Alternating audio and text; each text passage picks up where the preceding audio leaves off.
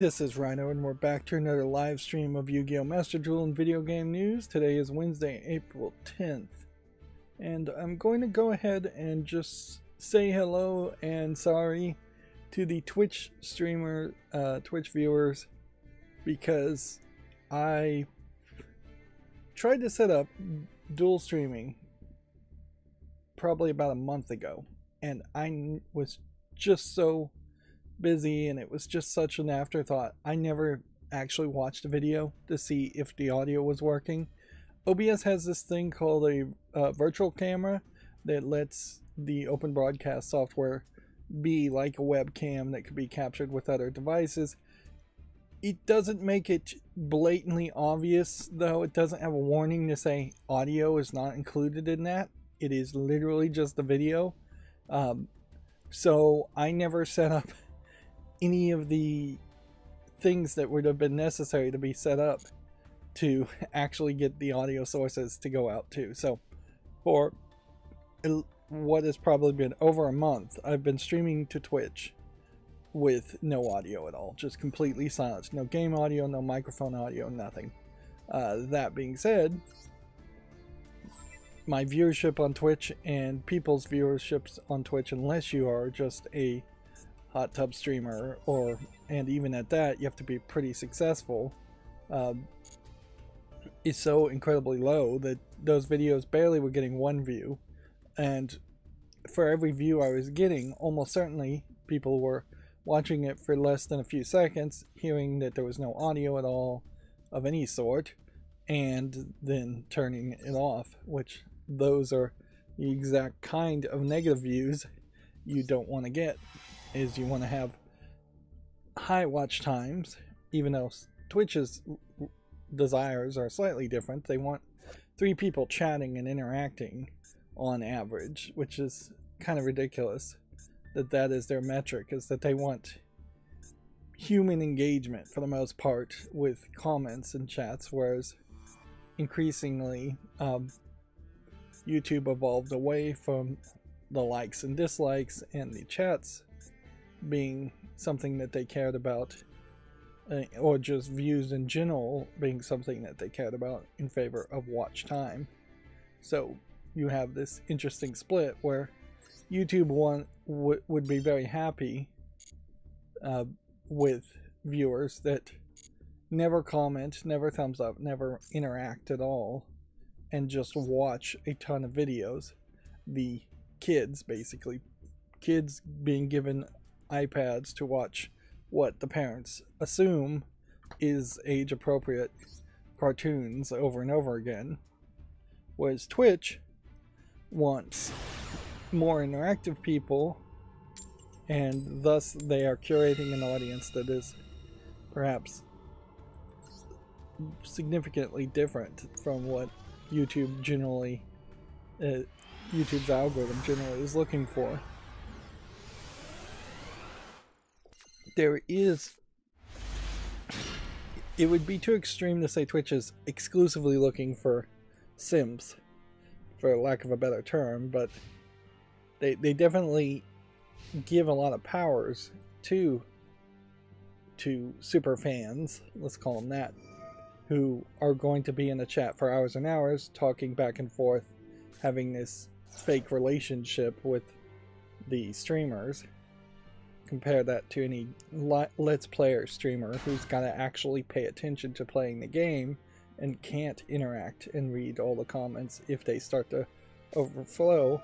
It's no surprise that Twitch is mostly people that are barely playing video games or doing anything else other than just interacting with the chat, and thus the just chatting field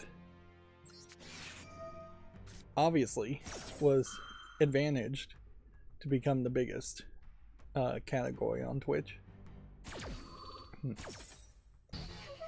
Which, in fairness, I am streaming right now and just chatting, because I don't know what else we really would call you playing Yu-Gi-Oh! and then going into video game news.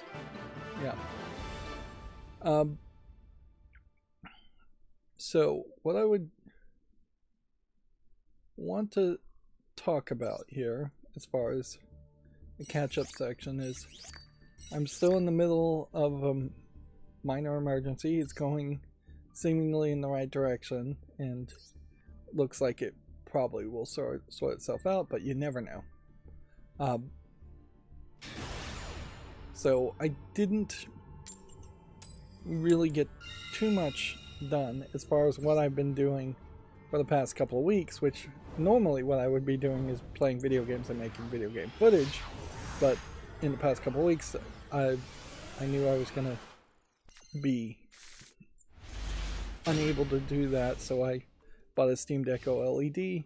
Maybe now in retrospect that was a little bit too much, because I really haven't been able to use it as much as I'd like to in as far as just in hours of usage. That being said, when I do use it, it is really a great device. It is just like, would you like a laptop that isn't so expensive or so fragile that you couldn't just have it on a pillow next to you in bed and fall asleep and not be too afraid of rolling over on it or knocking it off and breaking it? If you would like that, that's great. Would you like to have a laptop that is capable of running a Linux desktop operating system and doing almost everything you'd want to do on a desktop, while still being relatively the size of a Nintendo Switch, whereas a laptop itself tends to have a much bigger screen? And generally I would say, yes, I like bigger screens, but we really are, I think, going to hit a point where screens in better quality and screens that are just built into VR or AR glasses are going to be the move forward. And laptops eventually, I think, will just disappear completely in favor of AR glasses. Of course, there is a price ratio there. Like, there is not, there's a lot more expense that it will take to squeeze monitors into the size of glasses than it would to just put a monitor in a 17-inch, 19-inch space. And laptops also would have to squeeze in all the rest of their keyboard and equipment.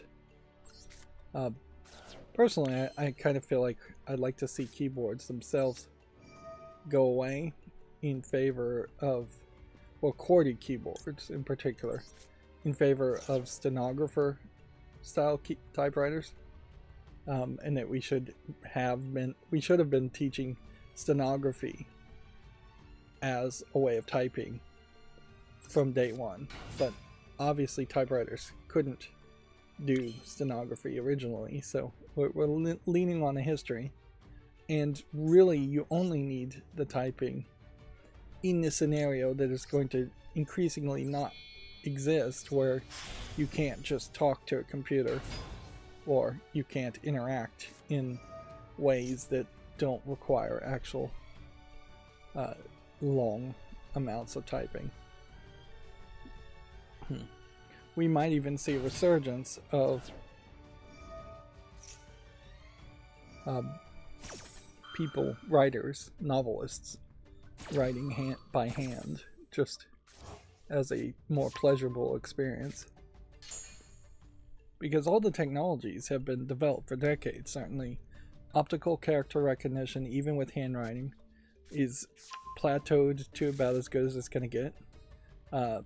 Speech to text technology is about as good as it's going to get. I believe this kind of deck is impossible to beat, so I'm going to give this a try, but then I probably should just surrender with my deck. There probably is a way to beat it elsewise, but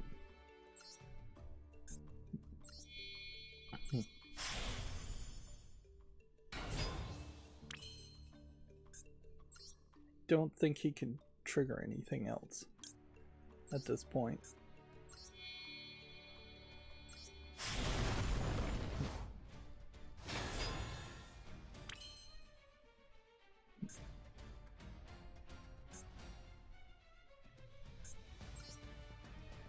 apparently I can't activate my ability either.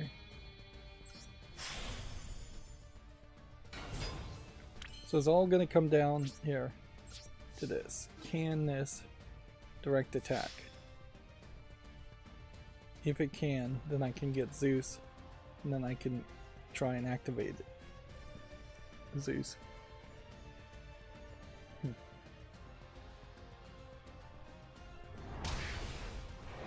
But yeah, the Steam Deck, kind of a great device. Now, I do think that obviously a Steam Deck 2 has some room for improvements. You could easily do with a second USB-C connector, like, because there's just none on the bottom at all, and it would help if you wanted to plug in a device of some sort on the bottom, or you could even have two on top, and most people still wouldn't complain about that. But just having one is kind of ridiculous, because you're immediately then required to plug in a hub into a docking station to charge it and plug in any other device you possibly would want to use, which, since it doesn't have a webcam built in, and fair enough that it doesn't have a webcam built in, that's a probably great idea. If you were going to do any kind of webcam meetings, Zooms type meetings, you're going to have to buy some kind of webcam that's going to awkwardly attach to a Steam Deck that has no connection points to attach anything, which is another thing. It needs a base mount on the back, so you could potentially attach it to a mounting bracket or mounting arm, and with that you could also attach accessories to it. There is a 4-screw pattern, but it's not strong enough, I'm sure, to actually mount anything to it or have the Steam Deck hold from that. Or it could also do with some just little plastic inset rectangles, where at the top and bottom, where you could snap something onto it from the top and bottom, and then it could just pressure fit into that. The bottom part, if you, at least on mine, there's some room for improvement on the quality of the actual physical build. The X button on mine is still very sticky.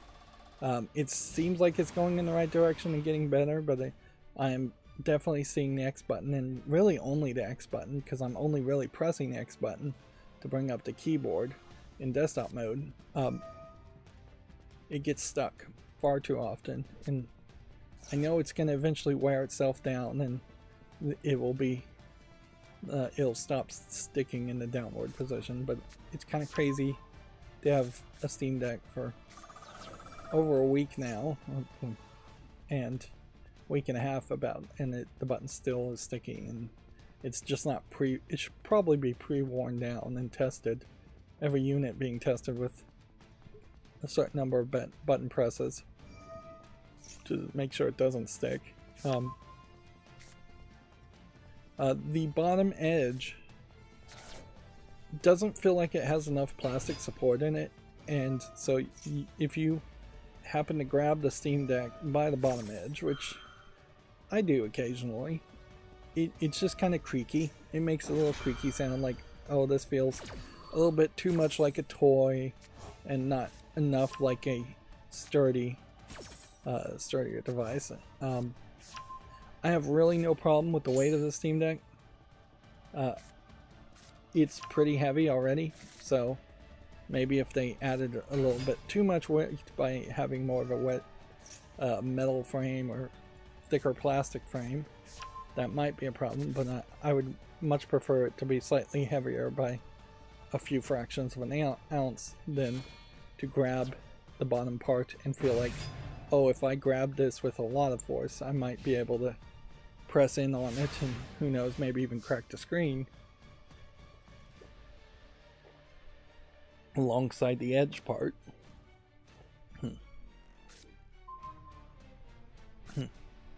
But the vast majority of what I've been doing with the Steam Deck has been based on the software side, and SteamOS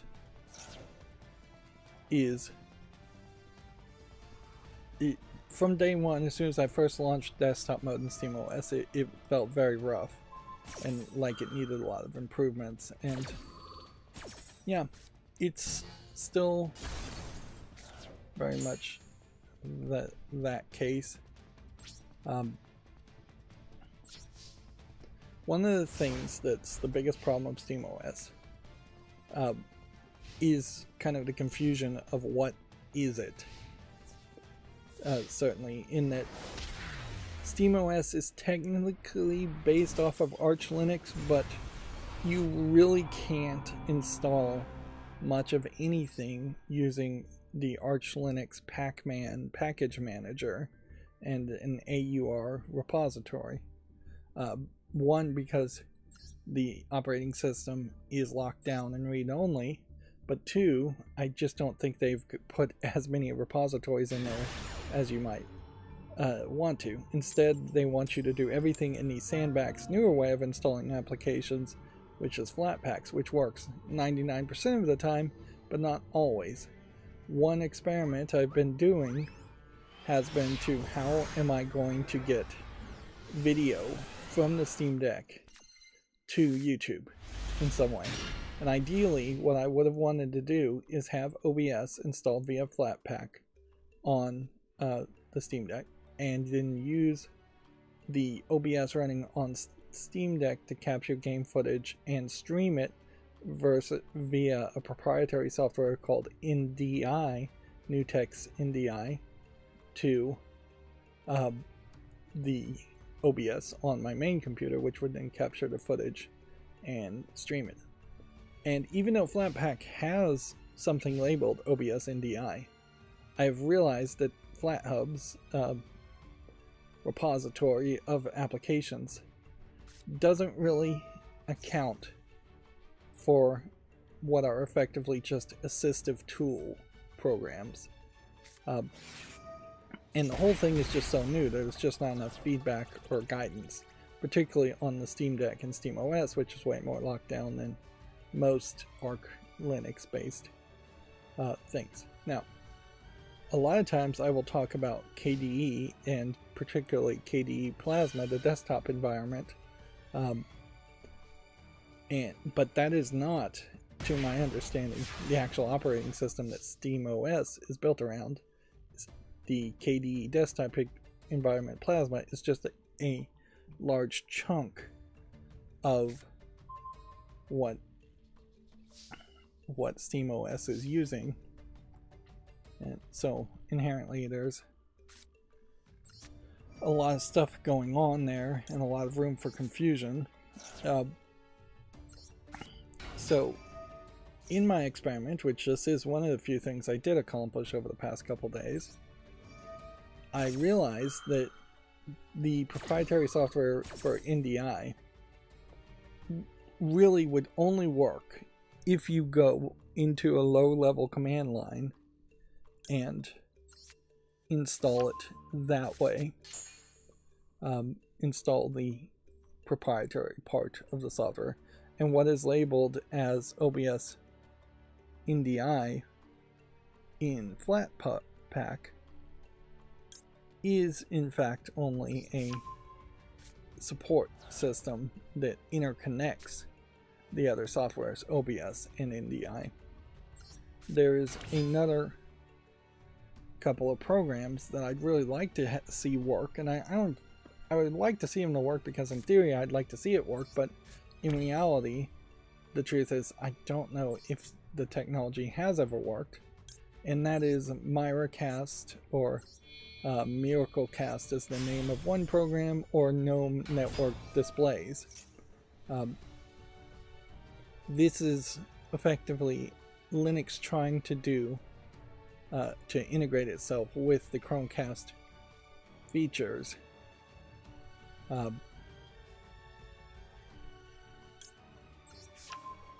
But on the Steam Deck,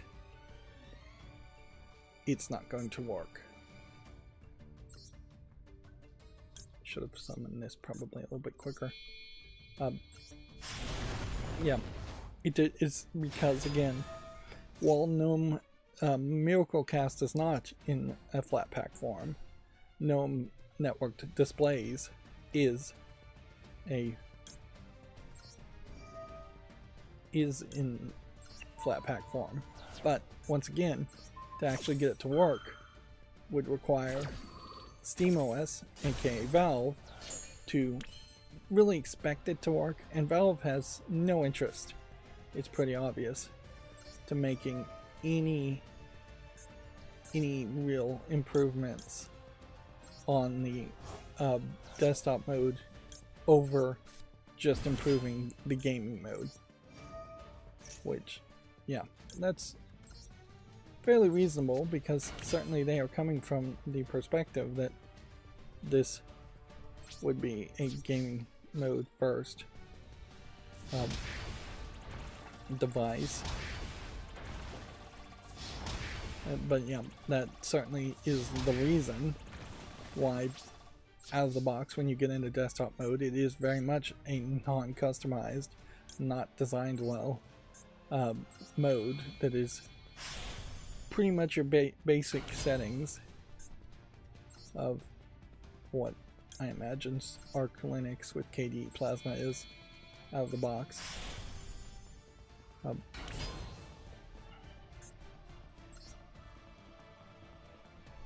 see.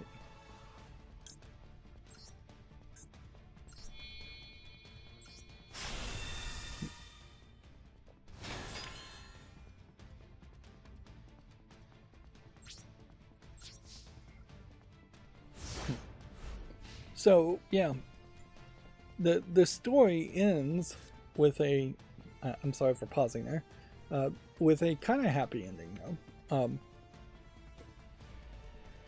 In that the main goal here is I gotta figure out a way that the Steam Deck can do two scenarios. One, my computer's broken or something, but I still want to make footage, so I just have no ability to make footage with my gaming PC, which is still obviously going to be more powerful than the Steam Deck. Although, in fairness, the Steam Deck is a very, very powerful device. It's, I think, in a class of its own as far as just what it has going for it.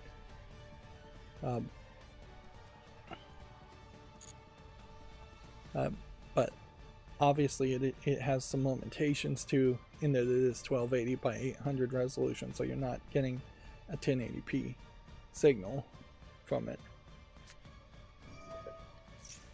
So that's one scenario, is that I would have to live within a much more limited space of what games can be played on the Steam Deck, and just how I'd be recording things there.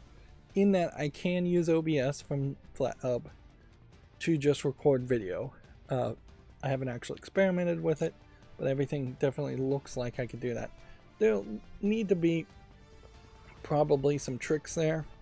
I probably would want to map some key combination to start recording, and noticeably on the Steam Deck that would have to almost be a combination of like back trigger buttons or something, which I'm constantly hitting the back trigger buttons, and so that's not very good either. But yeah, maybe the start button would be the best button to start recording and map to a hotkey for OBS. And certainly I don't think I can get very tricky with OBS on the Steam Deck. I can maybe get my subscribe animation to play at the beginning, but I'm not going to get super crazy with it with a bunch of advanced scene switcher scripts or things like that.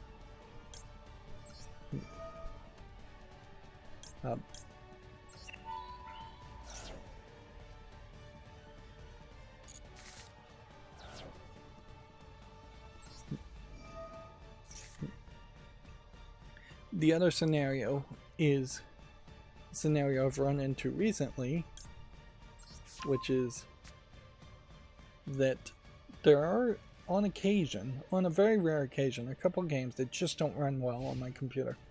Or they just don't run at all. Mickey's Castle of Illusion is the one that stands out, certainly. That's a game I wanted to play, and really that's been about the first game in at least 5 years that I've really run into that has just run incredibly terrible to the point I can't even play it. Although there are way too many incidences lately of running into games that have lagging or stuttering, and I question if some of that isn't just my AMD Ryzen CPU overclocking itself or just being incompatible. That being said, we clearly are at the beginnings of a new generation in which almost all games are going to be focused more on AMD CPUs at the very least. And PC gaming, I wouldn't be surprised if it starts to even shift away from NVIDIA graphics cards at some level, as far as gaming goes, because every single other console is running an AMD ATI, which AMD owns ATI now, configuration. And frankly, we are moving to a point of just shared RAM, in which even PCs are going to have RAM being shared at the highest speeds possible between CPUs and GPUs.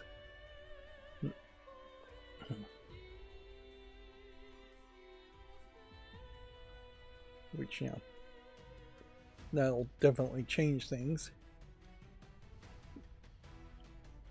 if that fully gets implemented. So, yeah, I keep wandering off, but to finish the story, I did figure out how to stream in that second scenario games to my computer. It is weird to say the least. First of all, Steam has this secondary app called the Steam Link app, and weirdly you can't just install it and own it in your library. You have to actually, it is listed on Steam, but then it just has links to download links. So what you're going to want to do, and it's not a very good or smooth experience, is you need to probably disconnect in part. Well, how did I do it? Yeah. You're going to want to install Steam Link on your PC that you're going to record on. So Windows PC for me. So you install the Steam Link app on Windows. Then you're going to want to exit out from desktop mode, is what I did, of Steam on your Steam Deck. And then at that point you're going to what I'm saying sounds backwards, but I swear I did it this way. Then you're going to run the Steam Link app that you've also installed on your desktop mode of your Steam Deck from FlatHub. And then you're going to probably have to click other computer, and then you're going to get a number code, and then you're going to connect the two together. And then after doing all that, I rebooted my Steam Deck. Obviously, I'm going to have to rethink how I did this or reinvestigate this. I did have it working, but what you're effectively doing, it would make a lot more sense certainly to say you should exit out of Steam on your main computer that you're going to be doing the recording, and then just run the Steam Link app, and maybe that is something that would work just as well.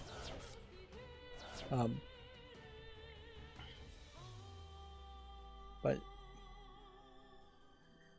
effectively what you have to do is you have to get Steam to stop being directly connected to your Steam Deck. Whereas when the first initial setup, you are just going to be directly connected to your Steam Deck in what is just labeled as being connected, instead of it being labeled as being paired. And then there's a few settings you're going to want to fix. In that you, by default, are going to get notifications on the overlay if the wireless connection, which inherently the wireless connection is poor, and wireless video streaming in general has just always been poor. I think the bandwidth is there, I just don't think the software is there. Wi-Fi 6, Wi-Fi 6E, Wi-Fi 7, all of those should be fast enough to stream video fairly well within a local Wi-Fi connection, as long as you're not going through a VPN or the internet. But yeah, it does need some tweaking to turn off the user interface. You probably want to cap it to 60 frames per second. You probably want to put it in low latency mode. There's advanced options to turn on HEVC. That's probably a good thing to turn on. And then there's probably a decent argument that if it does a speed test and tells you can do 25, turn it down to like 10 megabits per second. 10 megabits per second streaming is actually really high, to my understanding. So yeah, and you can certainly play with it within the limitation of the pull down menu as far as how high you want it to go. But yeah, when all is said and done, I managed to get the Steam app in desktop mode and in gaming mode, and you probably want to play in gaming mode, to stream to the Steam Link app on my computer. And so the Steam Link app is generous enough that it will show you the desktop mode and everything else. So it isn't a case where it's only going to exclusively capture the video of full screen apps or games only that have been whitelisted. It does just seem to capture everything. And so yeah, that would be one way to do it.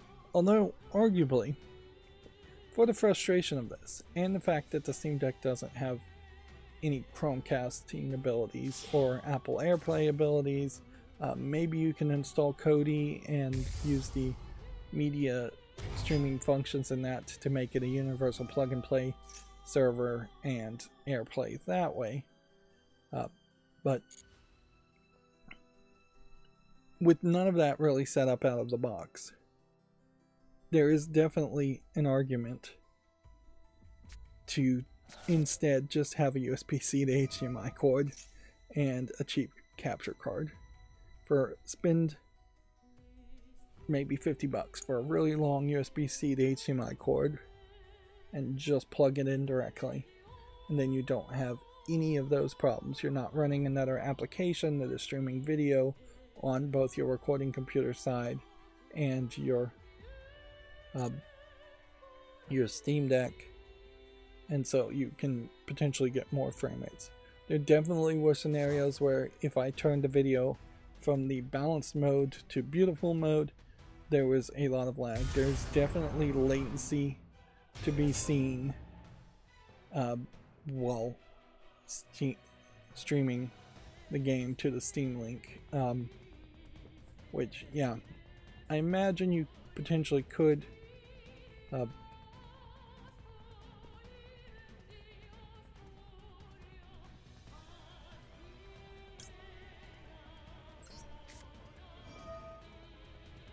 I imagine you could eventually get used to it, but I'm not really sure you ever would want to get used to the amount of latency and just delay you will see on the screen watching a bigger screen. So it's going through the wireless, it's really not a solution to use Steam Link that much.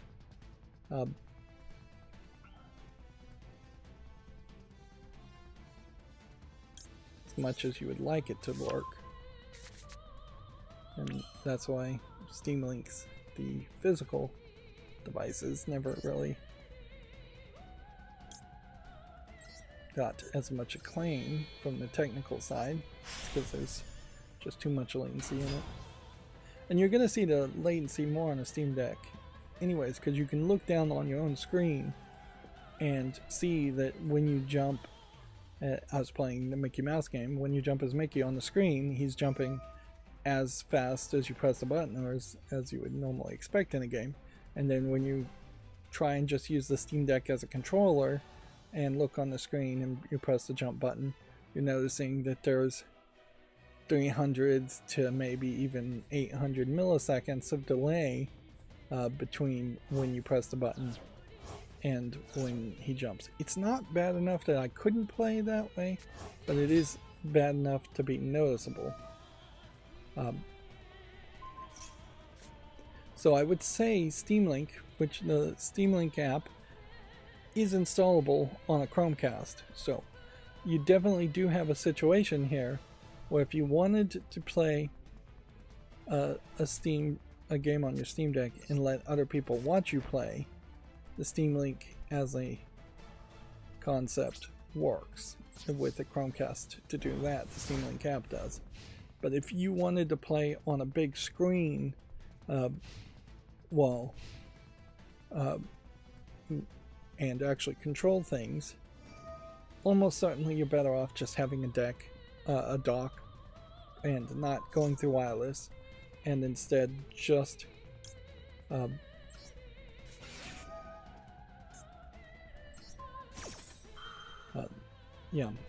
not going through wireless, and just having a dock that would be HDMI out, and then you would dock the Steam Deck, and then you would control it with a Xbox controller, which in fairness, even though I think they've done a remarkably good job with the smaller buttons and the different layout on the Steam Deck, it's still not really a big-handed person's controller.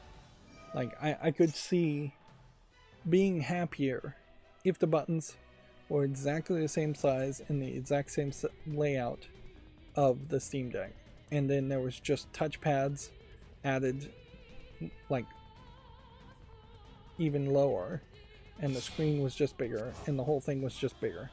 If there was an extra large or extra large version of the Steam Deck, I would be happy with that. Now, in fairness, I'd be way more happy if they made an extra large version of the Switch, because those buttons and Joy-Cons are incredibly small.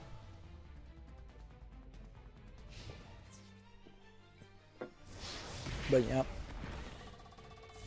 Steam Link is really the only way to stream video that I can find, short of just plugging it in, and it really is only useful with a Chromecast to let other kids watch you while you're playing, instead of having kids looking over your shoulder, which is probably the vast majority of it.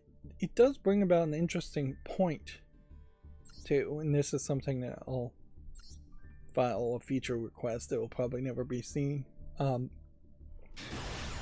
There doesn't seem like there is any kind of peer-to-peer Wi-Fi networking setup on the Steam Deck. The features are there in the Wi-Fi card.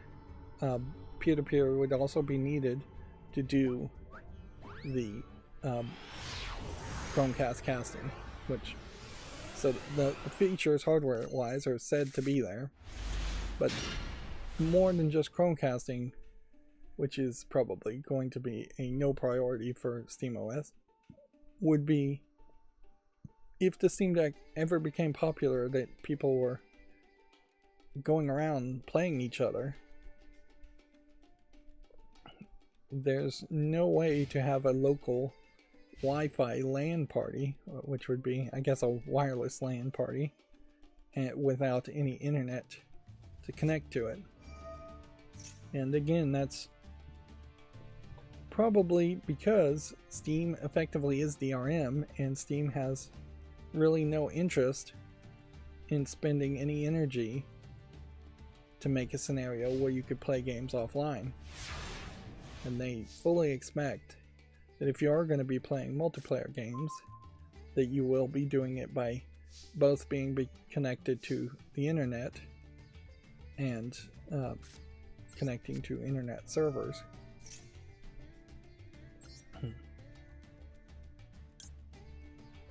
Which, yeah. So it's pretty obvious why there isn't a feature like that.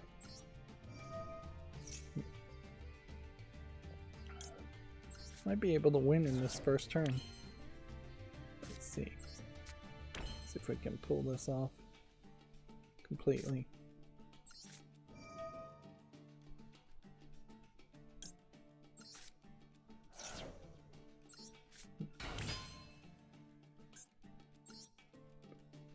So I'm gonna start with this one. Let's take a moment to read this card and just see what it does. Nothing of importance. And I'm gonna do this one.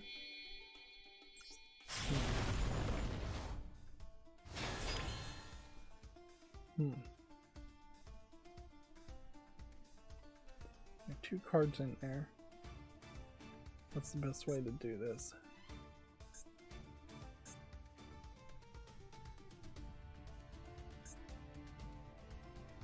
$1,600, $1,200, yeah.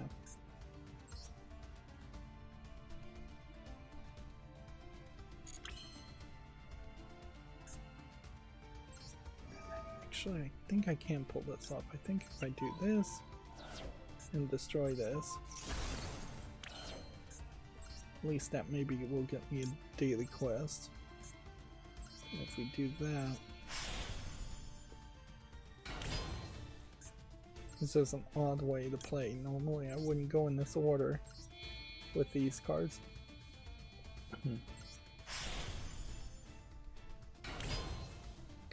So yeah, that's pretty much everything I've learned in the past couple days as far as trying to stream. Which has certainly just been more distractions on me finishing the code, the script that I was writing. Oh, I can only do one. Interesting. But we can take it further. Certainly.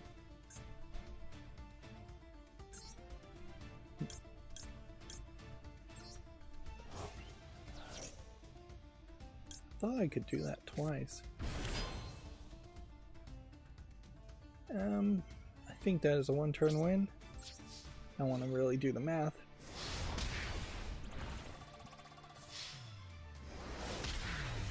Otherwise, I want to do a shout out to KDE Connect or K Connect. It's K Connect is the name of it from KDE. They've released this app, and it's inherently designed to be used with KDE Linux. But there is literally no limitation to it actually having to integrate with Linux at all. It is an app that you would install on your cell phones, or your Steam Deck, or your computer, or your laptop. And I'm saying "or" here, but the reality is you would install it to all of them. They have a version available for basically every operating system: iOS, Android, Mac OS, Windows, Linux. Maybe they don't have a BSD version. That would be about it, and anything else that would be really, really obscure. You install it, it does a little networking discovery between each other. It sets up an encrypted key sharing procedure that you have to type in a little code like Bluetooth pairing. And then there's just a massive amount of plugins. So by default, the first thought would be that it would just move files between a cell phone and a computer without having to plug in a cell phone, which you very rarely want to have to just plug in your cell phone into a computer to move files. Very rarely are you moving files though, because Google's concept on that has definitely been pushed to the extreme that you would instead have a...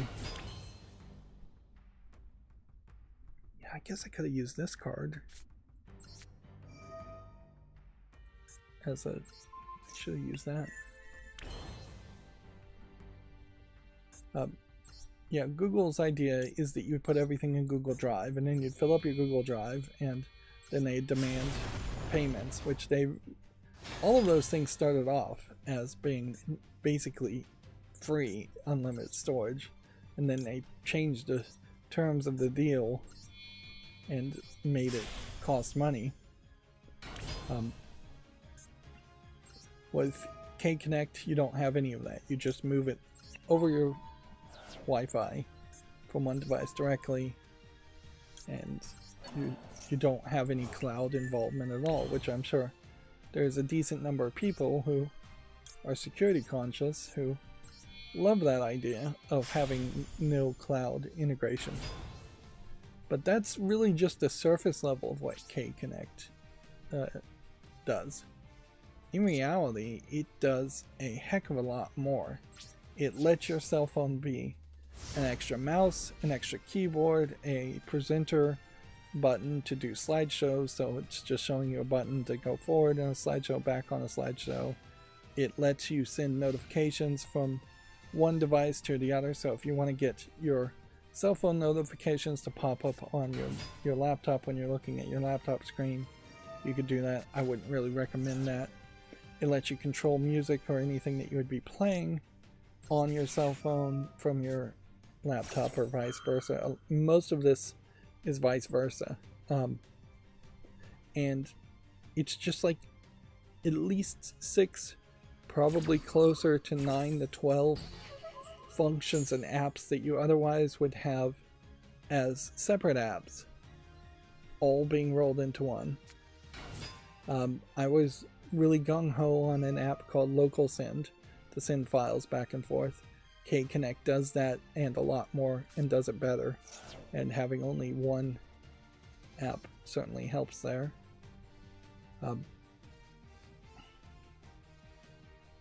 And frankly, it's just insane that you have a Linux desktop environment doing what really should have been done by Microsoft and Apple and Google years ago.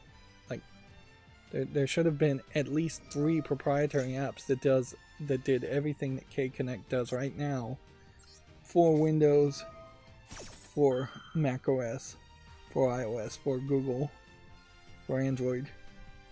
And ideally you would have hoped that they could have gotten on the same page and worked together and created some kind of interconnected standard, but they didn't even get that far. They didn't even get to the idea. And it just makes so much sense that devices should work together.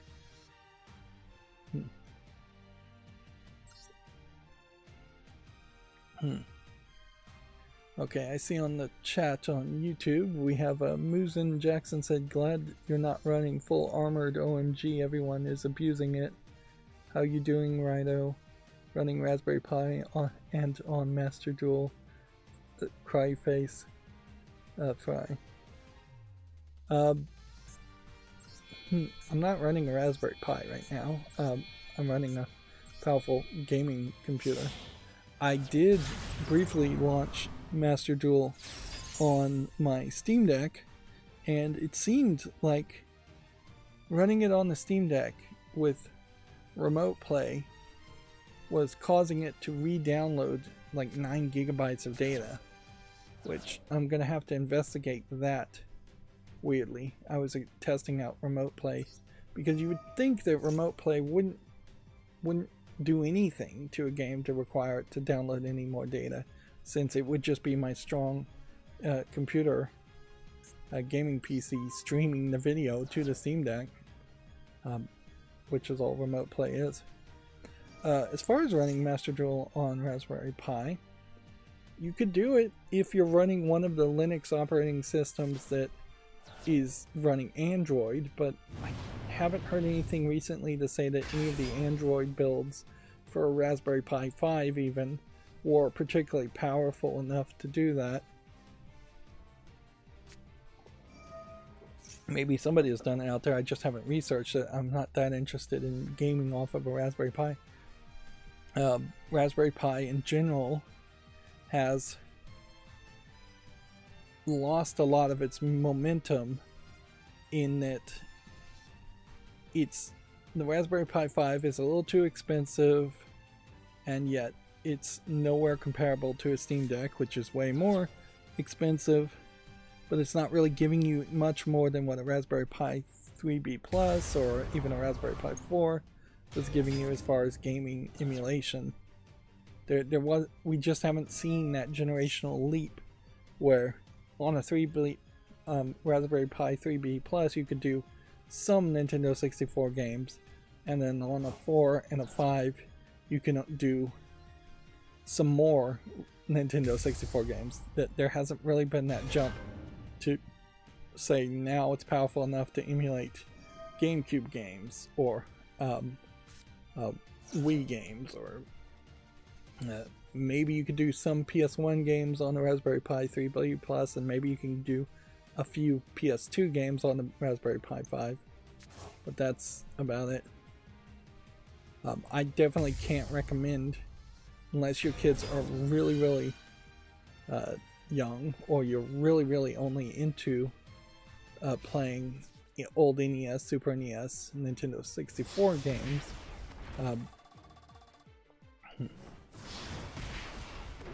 Yeah, it just doesn't make a lot of sense to get a Raspberry Pi, and even at that, they just haven't updated RetroPie as an operating system built enough to make it interesting. It does certainly explain why KDE Plasma, which is on the Steam Deck as a flavor of a desktop environment,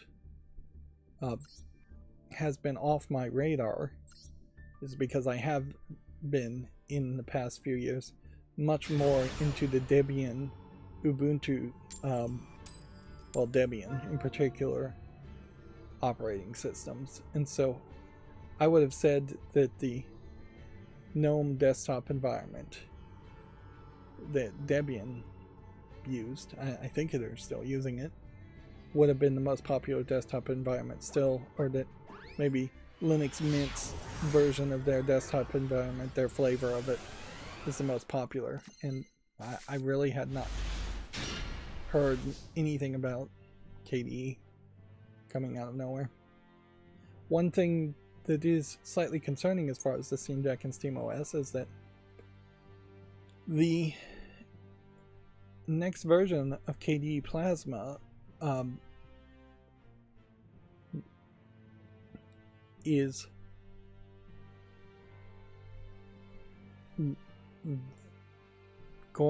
the next version of KDE Plasma is going to get away from using X11 window compositing, which probably means nothing to say out loud, but it might mean, since they're moving to the newer Wayland style window compositing, that a lot of Proton and Windows emulation might struggle to be ported over in the long run if SteamOS can get to KDE Plasma 6. Video will perform a lot better, but in the short run there may be a lot of bugs and bug fixes that need to be done. Muzin Jackson came back on the chat and he says he's playing on a Raspberry Pi. I'd be interested to hear how that works. Like, what resolution is it running at? Is it running a smooth 60 frames per second? Are you running Android on the Raspberry Pi, or have you figured out some other ARM-based desktop version? Like, I don't think Chimera OS has a Raspberry Pi build. I would assume your best bet would be to be running some some variant of Android on the Raspberry Pi.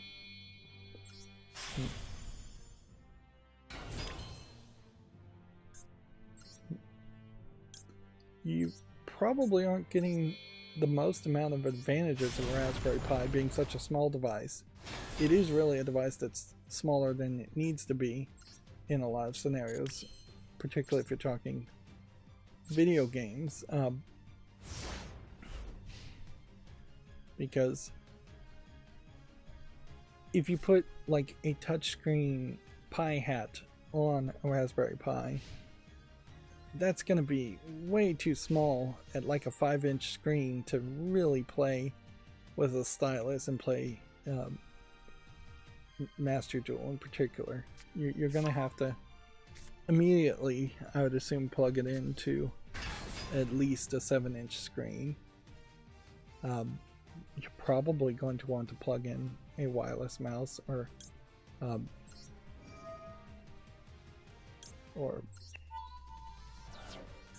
wired mouse, I guess, maybe would work.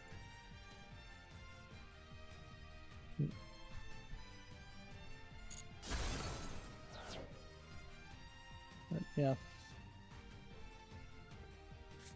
that's in part why the laptop variants that they built, the Chromebook equivalents that they built for the Raspberry Pis, started to make a little bit more sense for physical form factor if you really are going to do things with it.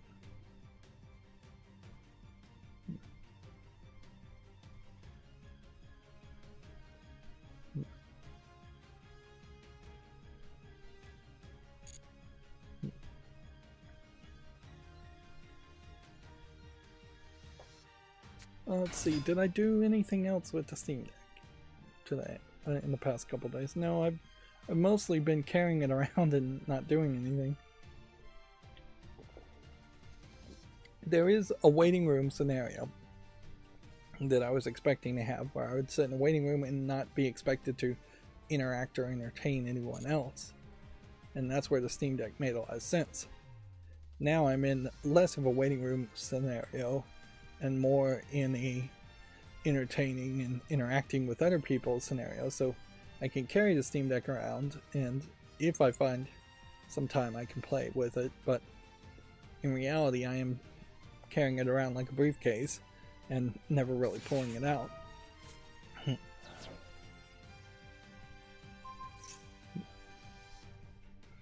I've had my first scenario where the Steam Deck case was on its side and it fell over 2.5 inches really to lying flat, and seemingly nothing happened from that, but certainly in the back of my mind I'm going to document every single time the Steam Deck falls over or potentially gets touched, or potentially I touch it with like slightly wet hands and things like that, like, because it is just a little too expensive of a device to not mourn, if that's the right word, if something breaks with it, even if it broke 5 years from now. Yeah, and that is definitely a big problem with it too, is that if you're getting the OLED version at $600, you're gonna have to be so precious with that. And $600 is an interesting thing because I had no business owning an iPack PDA when I was much younger. Like, I was very much a early adopter, and I was way too young, and I definitely didn't have the $600 that was spent to gift me the PDA, which I dropped that iPack PDA at least 2 or 3 times and managed to convince iPack to refurbish it and refix it. In particular, it was definitely a device not designed well, so it would just break even if it fell an inch onto the ground. Like, I wouldn't be surprised if there was actually an impact sensor in it that broke it intentionally every time it fell. But yeah. I was an incredibly early adapter to PDAs, well before the cell phones, smartphones came out. Cell phones had come out, but smartphones hadn't. And so I was effectively wandering around with a PDA for years, using a computer in my pocket when nobody else had anything close to that. Definitely didn't accomplish anything with it, really. It was something I was kind of stupidly wasting my time with because I was still in school and needed to waste my time somehow and keep myself busy while being bored out of my mind in school. So I had this book, physical pocket guide, and I was attempting to manually transcribe it. Even at the time, this was probably stupid, and I was just young and didn't know better, because the book was probably even at that point already transcribed into a PDF or type file. And it certainly was a different time where I felt like the knowledge in that book would benefit me and possibly even society, being digital in the future, when certainly that wasn't really what happened, because the internet came along, and with the advent of the internet, almost all knowledge became accessible to everyone at all times, if not almost all knowledge, a significant amount of knowledge.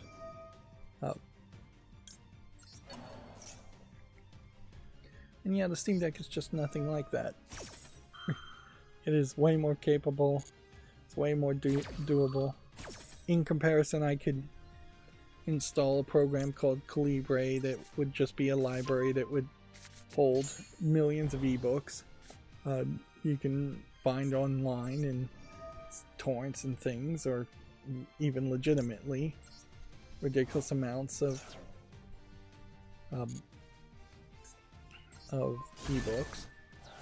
Project Gutenberg is a legitimate source for ebooks that you can download. You can basically have every public domain book you would want on a Steam Deck running through Calibre, and it really wouldn't even take up that much space, as long as you're not downloading the versions with massive amounts of pictures. If anything, it will take you way more time organizing or curating a collection of books. And an iPack at $550 decades ago was probably really closer to $1,200 to $1,500 in value by today's dollars, just due to inflation. And it really couldn't do much of anything. Like maybe 2 or 3 games you could be played on it, and that's pretty much it. Yeah, there was a notepad app, there was maybe 2 or 3 games, calculators, address books, calendars, things like that. The software to connect an iPack to a Windows computer was incredibly limited and slow. You could send data through infrared, but it almost never worked. Most of the time you had to plug it into a dock, and the dock was connecting via a pre-USB RS-232 connection, serial port on a computer. And that's one of the few things, as I'm kind of just rambling here, that I like about technology, is that it has just grown in leaps and bounds, and hopefully it will continue to just grow in leaps and bounds, and that what once would have been completely unthinkable is now just the normal situation. Sometimes that turns out to be bad outcomes. For instance, you have the fact that in the old days, before cell phones, you would just be gone for 8 hours when you went to work, and you wouldn't have people that could immediately demand your time. Sometimes that's a good thing, but sometimes that is just also creating too much burdens as far as juggling relationships and interactions throughout the day. But for the most part, most people would agree that cell phones and being available all the time is a good thing.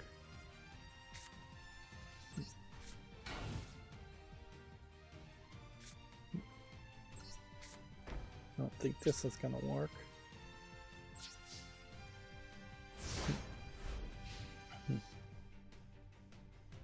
This will be the last game I play.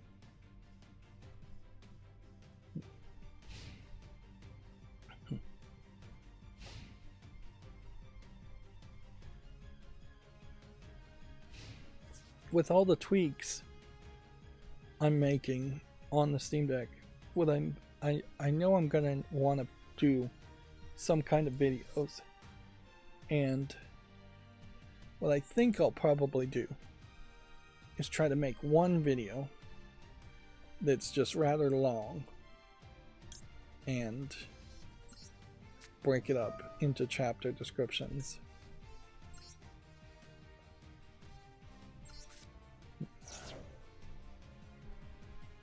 That's my thought.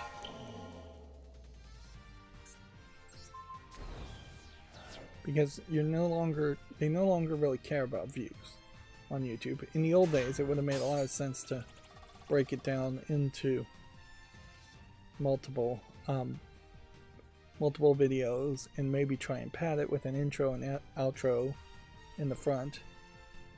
But in modern days, one long video with chapters makes a lot more sense. And it probably will be a very rambly video. I'll probably try and even script out a little bit of what I would want to talk about.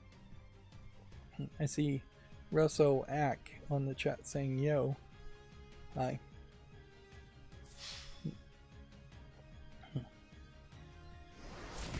So yeah, I put some more thought into that.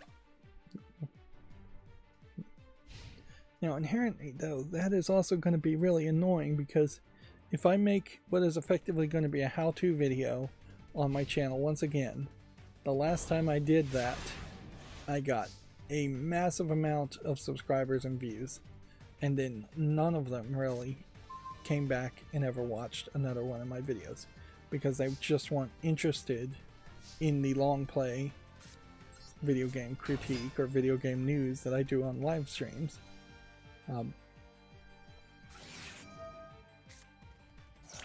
And at some point, I guess if I'm successful enough, I'll consider splitting my channel up and putting the news on its own thing, but I can only really do that after I got back to being monetized. I saw there was a chat message I didn't see, so I may not be seeing all the chat messages, and apologies if I'm not. From the last stream where somebody asked if I'm a professional, and technically the answer to that is yes. Exactly once YouTube paid me $100 when I was in the YouTube Partner Program, when you needed only 100 subscribers to be in the YouTube Partner Program. So if you're paid even once, you are technically a professional by somebody else. That is the low bar of being a professional. In reality, would you really call somebody a professional if they've made $100 in over 10 years of making a YouTube channel? Probably not. You could certainly call me a failed professional. I am up to 800 subscribers. I still would need 4 times as many views as far as watch time. Not views, but watch time. So I'd need to get 200 more subscribers and everybody who is watching my videos to watch 4 times as long to even begin to be entered into the new rules of the YouTube Partner Program. And I imagine I wouldn't be making anywhere close to a living wage even at those levels. And certainly it would be nice and helpful and downright almost a miracle if that did happen. But I'm also just not holding my breath for that to happen. I do have the slight advantage of having a lot of old content that if the algorithm started to recommend my old content to people after I was monetized, I might have this continuous passive income, but those are all just big ifs. Yeah, roughly I would like to see somewhere around $2,000 to $2,500 of income a month to pay all the bills and just be in a really good financial situation. And yeah, you're just not likely to get that unless you're a super successful YouTuber, and I'm not even sure that a lot of the YouTubers who look successful are making that much.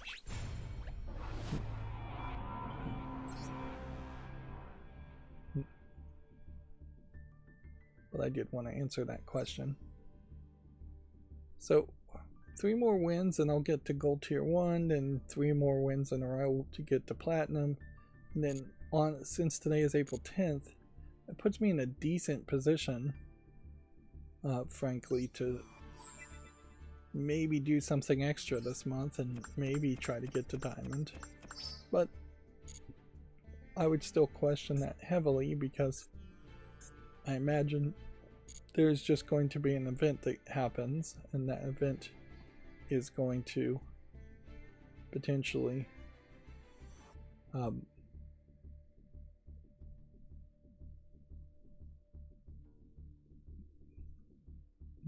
take up all my time.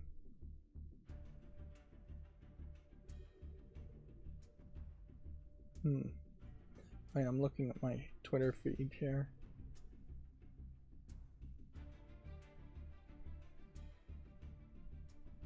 Here we have a Video Games Chronicle update to a story we were going to talk about, where EA has said they don't normally comment on rumors, but there's no validity to this story. EA has claimed there was a rumor here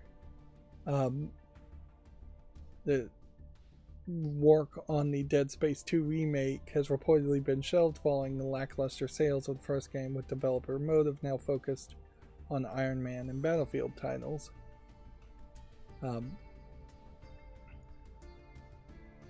Which, yeah, I definitely was going to talk about that. The one example of competition and capitalistic competition that I can really point to actually working was the Dead Space 1 remake by EA being in direct competition with the other game that came out from a new company that was made from allegedly the creator of Dead Space 1. But that other game that was made from the alleged creator of Dead Space 1, I say alleged because video game creation is really very much collaborative, and whenever anybody says they were the creators of a video game, it is one person out of a team of 30 or somewhere around that ratio that are at that new company trying to sell a new game, new concept on that. Callisto Protocol was the name of the game, now that I remember. So the one slight example of capitalistic competition helping the consumer was that we got a Dead Space 1 remake, and now the rumor, even though it's been denied by EA, is that they're not even going to bother to remake the rest of the series because they've already done what they obviously wanted to do, which is steal the air out of the room and steal all the excitement around the Callisto Protocol by rushing out a remake of Dead Space 1 and getting all that money. Now, of course, the Callisto Protocol itself shot itself in the foot by just not being a good game, but it also, still, if it was a great game, would have probably failed pretty horribly just because EA has that extra money to crush competition and crush the little guy. It very much was a David and Goliath scenario. You have this brand new company with far fewer resources making a game. Now, arguably, maybe they shouldn't have referenced Dead Space or mentioned Dead Space, but it definitely is just a case of EA being EA as we know them, as far as just being money hungry and jerks in general. And so they rushed out Dead Space 1. Which, yeah. Now, in this scenario, if you're to believe the rumors, which I wouldn't be surprised if there is some truth to the rumors, and honestly, I didn't have a lot of hope that Dead Space 2 was ever going to be remade, or it wouldn't be remade in a timely manner, and who knows what they're going to do with Dead Space 3 if they even got to that point, because you basically have to start from scratch on that game and make something new called Dead Space 3. But yeah, I didn't have a lot of hope that that was going to happen particularly well, even before the Callisto Protocol proved itself to be unsuccessful. And so now I have even less hope. Let's go through the stories that are actually on the screen though. Power Wash Simulator developer Future Lab has been acquired by Miniclip, which Power Wash Simulator definitely has been a fairly popular meme-ish streamer game. It makes a lot of sense. Yeah. And I imagine there's just a lot of people out there that would love the idea of power washing a bunch of things, but don't want to also ruin surfaces with a power washer because they can be very destructive if you're not careful and not skilled and not trained how to use it. Let's see. There was this big news story from Gamatsu covering all the announcements in the III initiative. It was a 45-minute showcase that happened about 52 minutes ago, slightly more than that, I imagine. And so that's pretty much the big news for today. From that, Ubisoft and Evil Empire have announced the Rogue Prince of Persia, which is a roguelike game, it seems like. The Rising DLC of Legacy of Castlevania gameplay trailer, which it definitely is getting to the point where Castlevania is almost going to become this myth that future generations of gamers are going to think that Castlevania as a game never existed, even though there's been a ton of them, and that Castlevania is just this fairy tale of Dracula that is cross-promoted in DLC of multiple games. A game called Mouse Spike D gameplay teaser and trailer and screenshots. The game is called Mouse, I guess. Definitely being inspired by Mickey Mouse, although there's definitely some Pluto elements here. Spinach and a anchor tattoo. Although Pluto is probably public domain too, so that's probably not a problem. Tachia for the Switch, launching June 27th. Brotato DLC Abyss Terrors and free local co-op update. Let's School coming to the PS4, Xbox One, and Series and Switch this summer. This is an interesting highlight in that my plugin that rewrites this, where it says PS4/5, that's not how Gamatsu actually wrote the headline. It's rewriting it so it's easier to read for me, and it works anywhere on these web pages. So now this was written this way.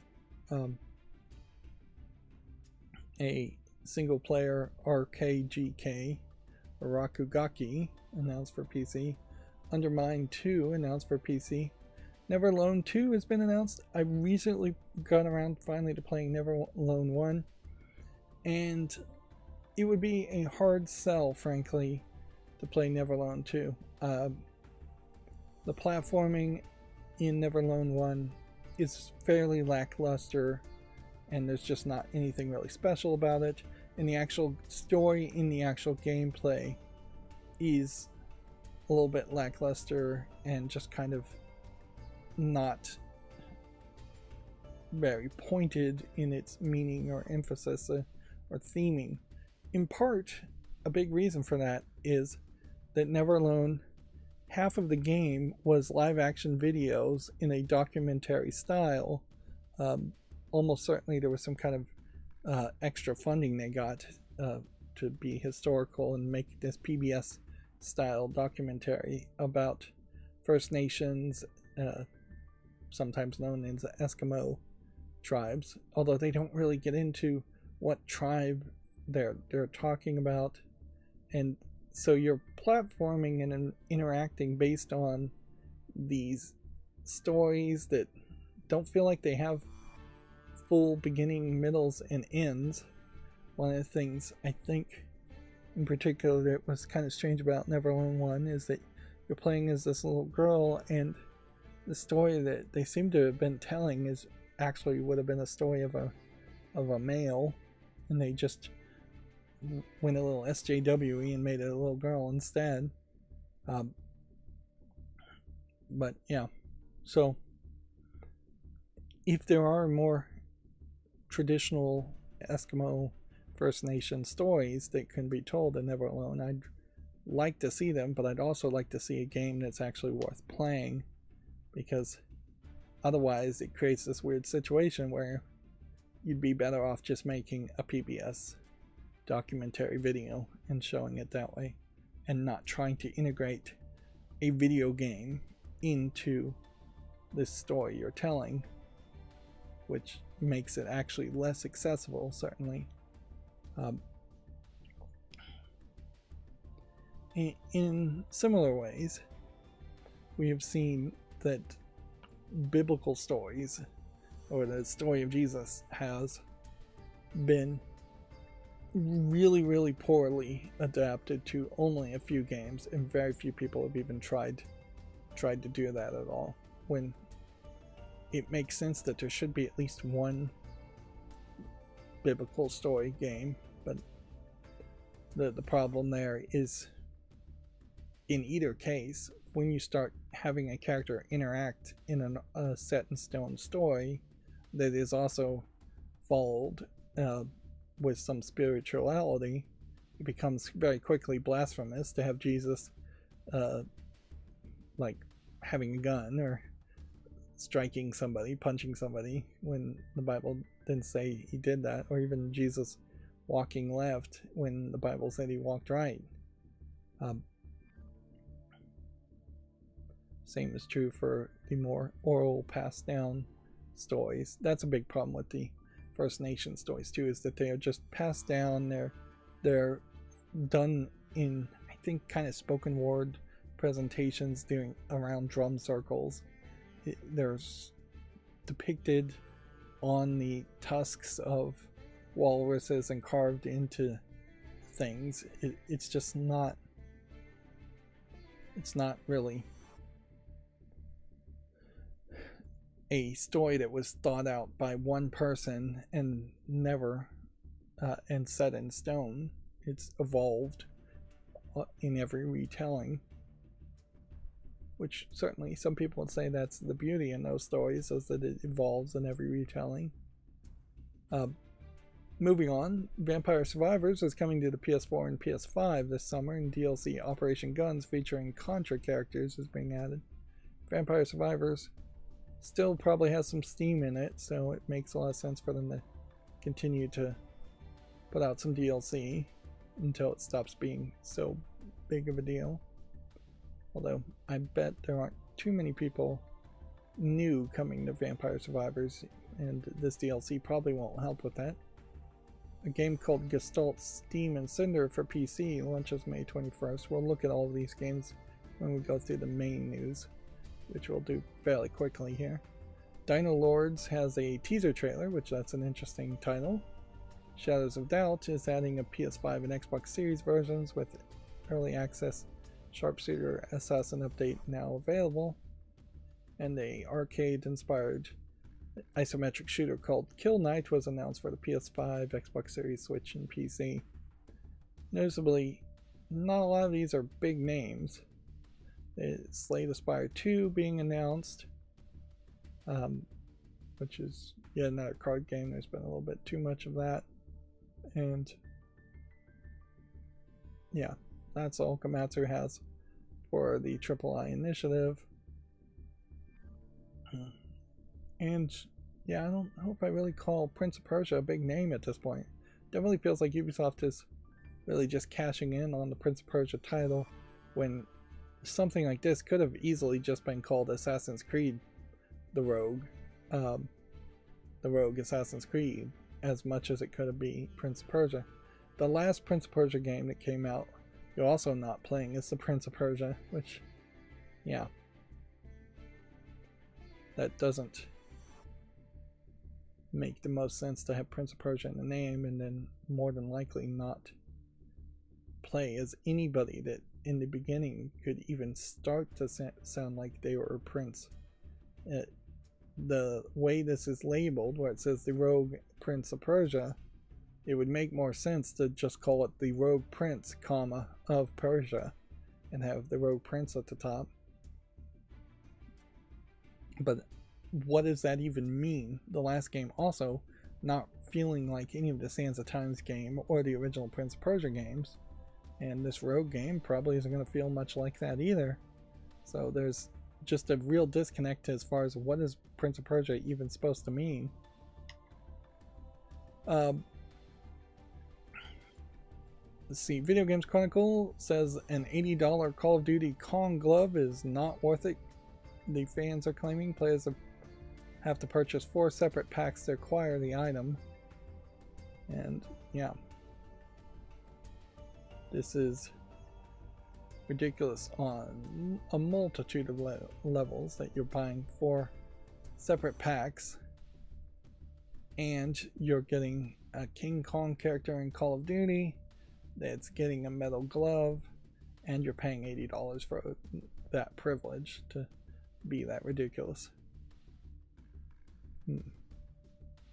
What is even Call of Duty at this point that you're getting Kong x Godzilla film cross-promotional content? But yeah, we constantly need to put out as much pushback as we can possibly make against this kind of nonsense, even though it doesn't seem like it matters. It's better to speak up and watch the industry potentially oversaturate itself with bad elements like this than to stay silent. At the very least, maybe we could slow the shitification, is the word that's been coined, of video games. Although, particularly in the case of Call of Duty, there's just a myriad of reasons you could list to boycott Call of Duty in particular. And I feel like increasingly, as more people are less willing to play Call of Duties, the audience for Call of Duties is just becoming its own separate niche of, these are people that probably work very hard and only have a few hours a week to play video games, and they're just used to playing Call of Duty, so they're still just playing Call of Duty. They probably never go into the store or don't care if they spend $80 because they're not they have more money than time at this point. And that's very much just going to be a different class of gamers than your average gamer who's shopping at Steam sales and trying to get as much hours of gameplay per dollar as possible, and just what an average gamer is. The average is getting wider, and the player base of people who play video games is getting wider, and so we are very much not a unified single type of person. We're gamers, more than most classes of fandoms, is extremely diverse and getting more diverse all the time, as far as age and income and gender even, and just religions and where they come from, regions, pretty much every aspect. Anyways, moving on. Microsoft has undone the undoing of the Blizzard NetEase partnership And so Microsoft has effectively renewed Blizzard and NetEase partnership to bring key titles back to China. The two megacorps have rekindled the relationship following a high-profile split in 2022, which this will more than likely do nothing for Blizzard outside of China, but it will make Microsoft some money and Blizzard look more profitable on the books, at least. It is unlikely, in my opinion, that you'll see a lot of Chinese players coming back to playing via NetEase, Hearthstone, or Overwatch, or World of Warcraft, or Diablo, or any other Blizzard game, because I'd imagine a lot of Chinese people would have gotten the message that they shouldn't support any Blizzard games or play any Blizzard games because that's an awful American company that tried to betray NetEase. I'm sure NetEase certainly is going to win in that competition of popularity, and so I wouldn't be surprised if this turns out to be a particularly poor deal for Microsoft, and Microsoft probably already knows that but doesn't really care. And they are probably doing more to just buy influence in China than they are to actually make money in China. Remember, China still very much doesn't want any of its citizens to play games, and instead wants them all to just be constantly working. So yeah, it'll be interesting to see if this changes anything at all, or if NetEase brings back new statues in front of their company of Warcraft characters or Blizzard characters, only to potentially smash those statues again.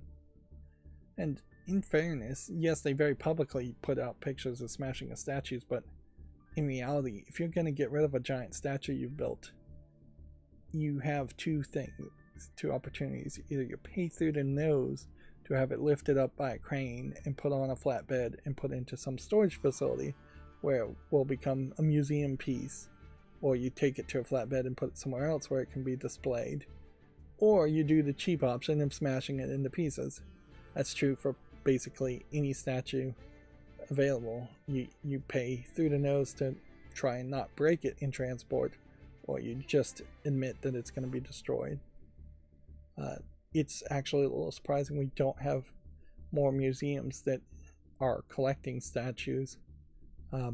We have ancient Greek statues, certainly, in museums, but just an average advertisement statue or piece of art statue around the world is either going to be left up or it's going to be allowed to be destroyed.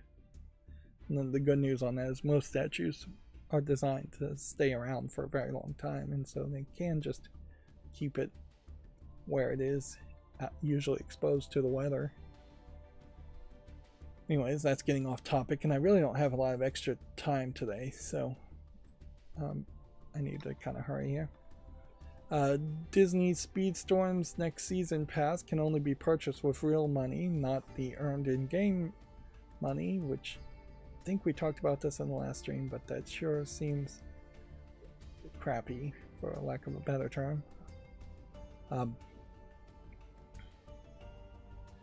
Yep.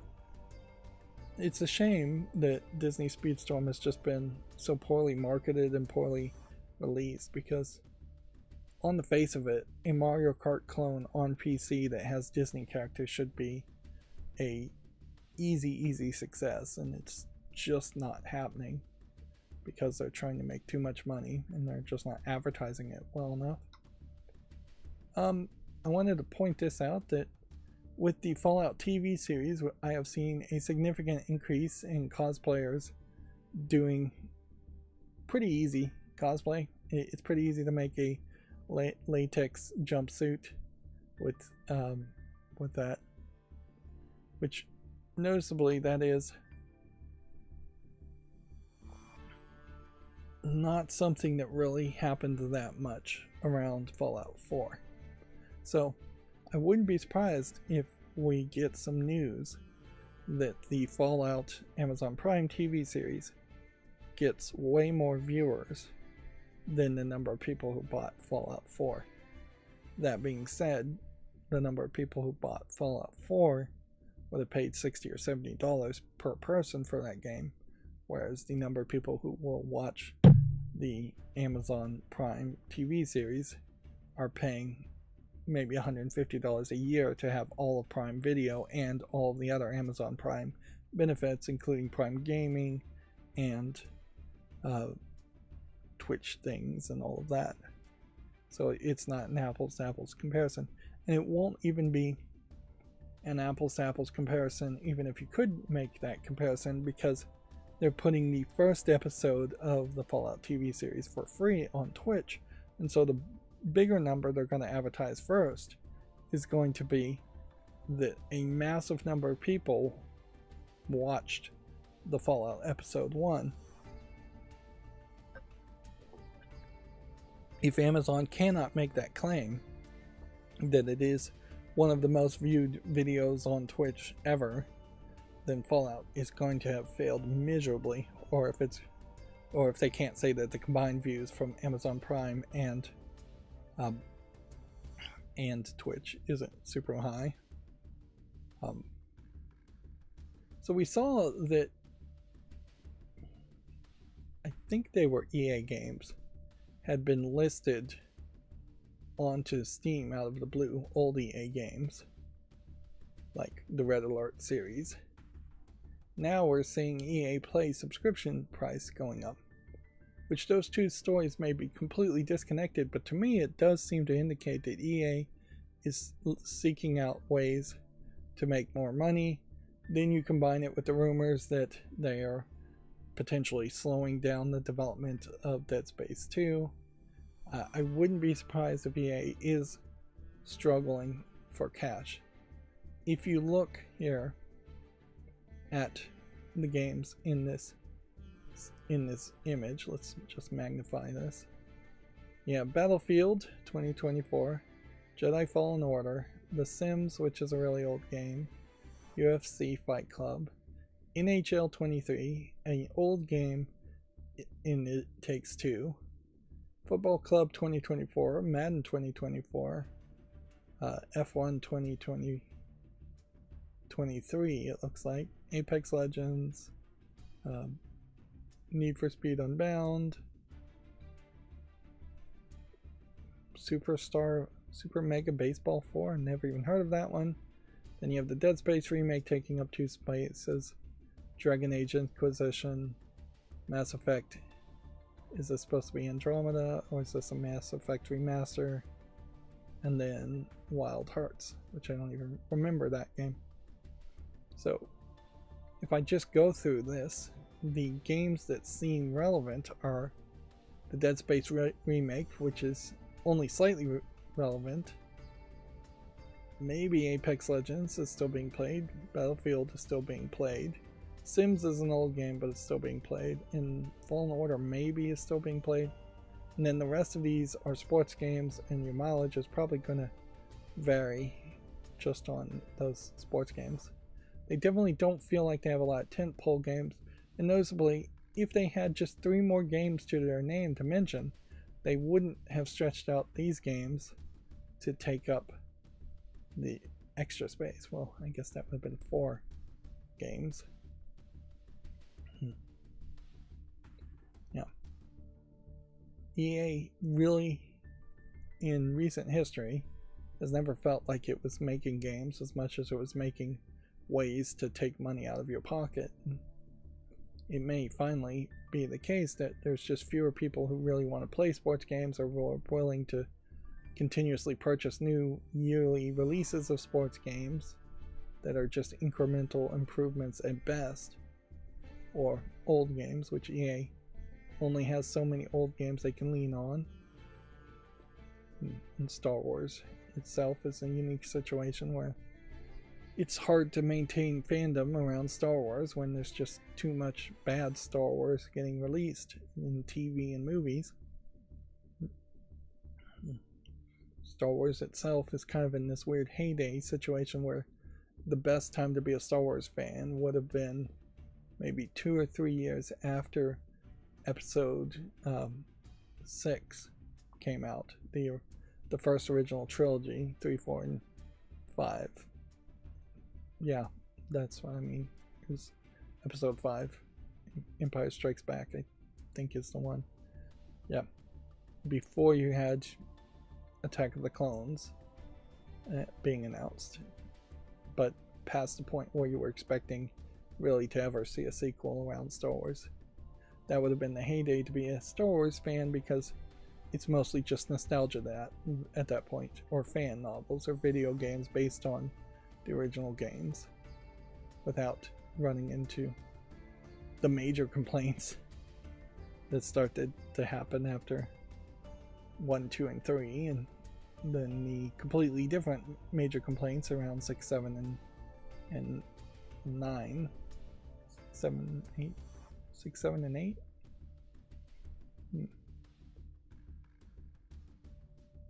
7, 8, 9, yeah. Moving on, Treyarch Studios is hiring. Figured I would just mention that if you want to check out their Twitter feed. GameDeveloper.com has an article here, what the game industry must do to prevent occupational burnout. This might be an interesting read if you are interested in running a game company or working at a game company. It probably is helpful information if it's good information, which is a big if.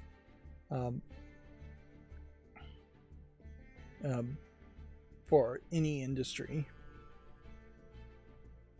But yeah, burnout is a real problem and is often seemingly the goal of a lot of companies, is to just burn out employees so that they'll die before they end up having to give them a raise or paying for retirement.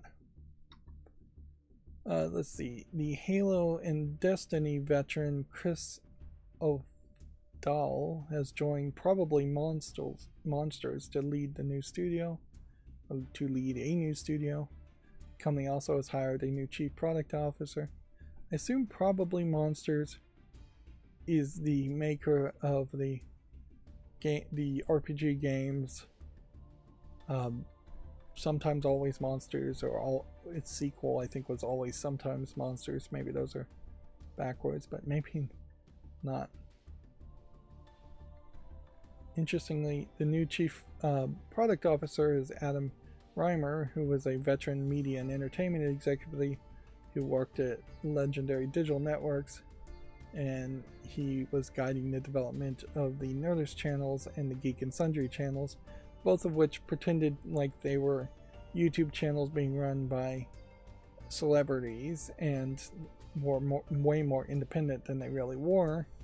And all those celebrities have since left Nerdist and Geek and Sundry, and Nerdist and Geek and Sundry changed drastically into being uninteresting, also ran nerd geek channels.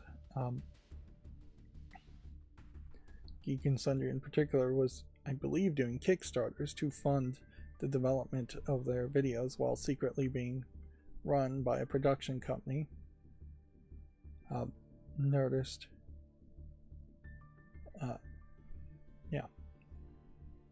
Both Nerdist and Geek and Sundry heavily made content around the big celebrities that they had, and all of them have no part in them anymore at all. And noticeably, I would say Nerdist and Geek and Sundry highlight where they were late to the party, and so that, unlike Giant Bomb, there just wasn't ever enough of a fandom around them to keep them to be relevant. Rooster Teeth is kind of a contrasting example of that, where Rooster Teeth has recently been shut down, but they did have a very passionate fan base that kept them around more than they probably deserved. This Probably Monsters logo is some eyes, a frowny face with some fangs, and some horns. but if you squint well enough, it to me looks like you've got a lady here with a belt, like a furry thong here, and like you would just really have to draw a line here. Otherwise this does kind of look like this is a furry thong, and then this is the torso, and that this would be the background the horns would be. And that's probably intentional. It's probably definitely intentional to just have the outline of a female form and sex selling. Although we really haven't seen logos do that too much in video games. Hidden Grove, in comparison, has a shape that barely forms the top half of a G, and that's it. I mean, that's a really poor logo, because if I saw this, I would just assume this is some kind of squiggle. Although, in fairness, if you didn't put probably monsters here, again, I would just think this is a lady. I imagine somebody intentionally drew it that way, whether they were told to draw it that way or not. Artists and logo designers tend to like to have fun that way. We had already talked about this. Dead Space 2 remake reportedly being shelved. I imagine there's ways EA could say that the story is false, in the fact that maybe Motive is not working on an Iron Man or Battlefield game, but we've also seen video game companies just straight up lie and say something is false, and then a week later confirm that it actually was totally true. Let's see, this is a rumor coming from Jeff Grubb, which Jeff Grubb to me seems to be very fast and loose with confirming rumors or being accurate in his reporting, so I wouldn't be surprised one bit if this is a 100% false rumor.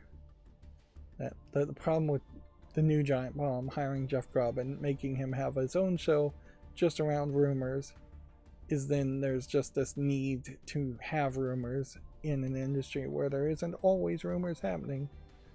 Unlike the way a news desk used to work, in that you would have somebody potentially working a news desk and working on a story for months, weeks, maybe even years, and maybe that story would get killed and maybe it wouldn't, but you would never really have the person working the rumor desk have to get on the camera and talk about a rumor once a week. That is where all of those people in the background of a lot of those newsroom 24-hour news channels are supposed to be doing, is that they'd be working on stories to see if it turns out to be true, to see if it's interesting enough to actually make it to air. And you often have a producer in something like CNN that determines in an early morning meeting what is going to be reported on and what isn't, and inherently that means that producer or editor is usually what it's called, has way too much control as far as what it gets reported and what doesn't, or how it gets reported.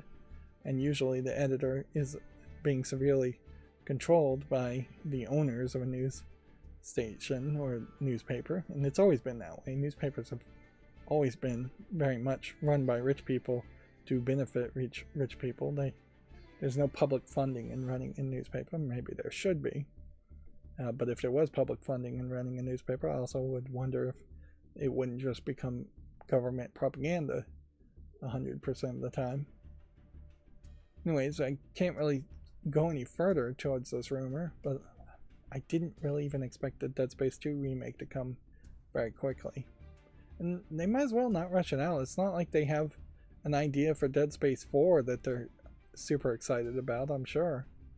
So they can take their time and think about how they're going to redo Dead Space 3 and how they're going to lead into Dead Space 4.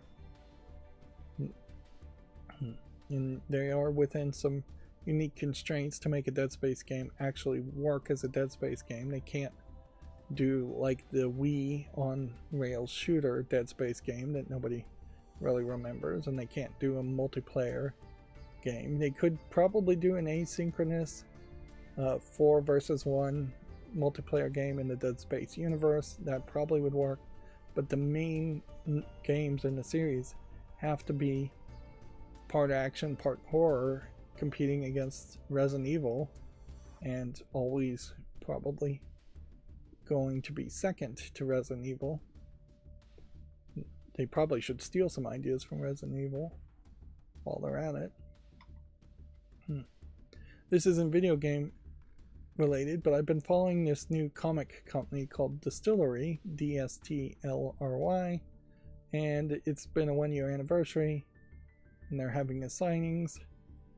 That being said, the bigger story, I think, is that there really has not been anything super impactful from Distillery. I kind of hoped, but within reason, didn't really expect it to happen, that this would have been the beginnings of a new competition to corporate-owned Marvel and DC, but I'm really not seeing it. The problem there is you just gotta churn out a wide variety of comics and a large amount of comics, and they didn't do much of a variety, and they really just didn't do enough comics in general for it to begin to work that way. Eventually it might become a thing if you became a huge fan of the 2 or 3 comics they're releasing, but they needed to really flood the market with closer to 20 comics. Yeah, ideally you would have wanted 20 comics that hit really well and sold very well, compared to as many as 52 comics coming out of Marvel and DC each month for it to really have an impact. YouTube is adding new shopping features that you can advertise products and bulk tag products into your descriptions if you're making YouTube videos. I would hope that there's some thought here that this would make YouTube a little bit better in the long run, but I wouldn't really hold my breath around that either. At a certain level, if we could get shopping instead of ads, maybe we would see less ads, but probably not. We'd probably see the same amount of ads and just more shopping. More money into content creators' hands is nice, but it definitely comes at the expense of the viewers seeing more ads or shopping more. But yeah, as a content creator, the best you can do is use the shopping features responsibly. Don't just make videos trying to lie and sell products that are garbage. Try to be real critical about the products you're reviewing and recommending, and make your word mean something, and try and promote things that you think people will benefit from. I see it in the smart home devices in particular. You'll see a lot of people who are getting free review units of smart devices, and then they mostly just sing the praises of those smart devices and don't say anything critical about it, and then they just have an affiliate link to those smart devices. Which, yeah, if your channel is nothing but a commercial, then your channel is going to have very little value to your viewers for the most part. That Russian hacker YouTube channel, where he would just get a bunch of everyday carry gadgets and other kinds of gadgets, is one of the worst examples of that, where he loves everything and he says, "Oh, that's so awesome." I haven't seen his channel around in a while, so I don't know if he's still doing that, but he would occasionally show an interesting gadget, but then he wouldn't really review the gadget or try it out, and then he would just say everything is awesome. I'm not sure he's ever said a single product is bad, maybe every now and then.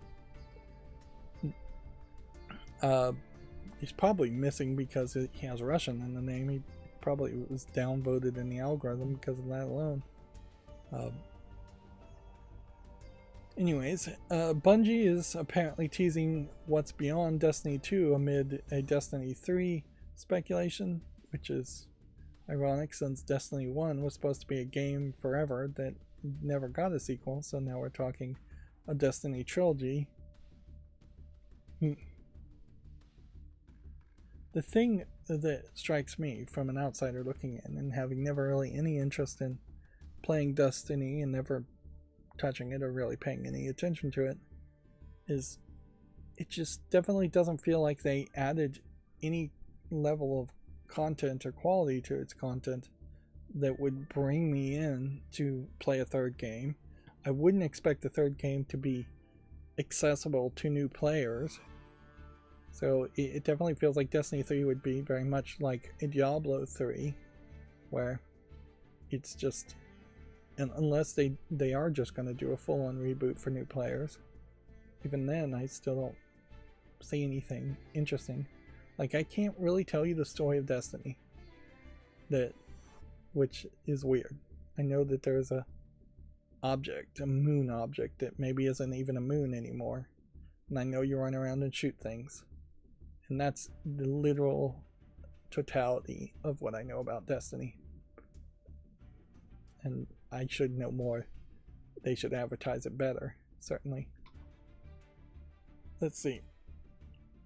We already talked about this, Microsoft entering an agreement to explore bringing new NetEase games to Xbox. So this seems like this is a tit-for-tat agreement.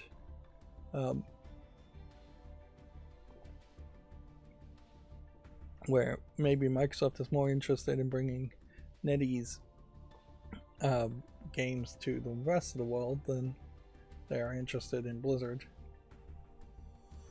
having games in China. Riven is having a big push again. The remake of Riven. So they have here like Tinselman, Robin Miller, Cyan's co-founder and composer of the original Riven soundtracks, is creating new music for the Riven remake. Robin Miller, I believe, is the brother of Rand Miller, I believe, is the guy still kind of in charge of Cyan. I think he just kind of stopped really being involved with Cyan as much in their downtime when they weren't making that much stuff. And then they have a short video here, conversations with the creative team behind Riven. And then here's a brand new music track.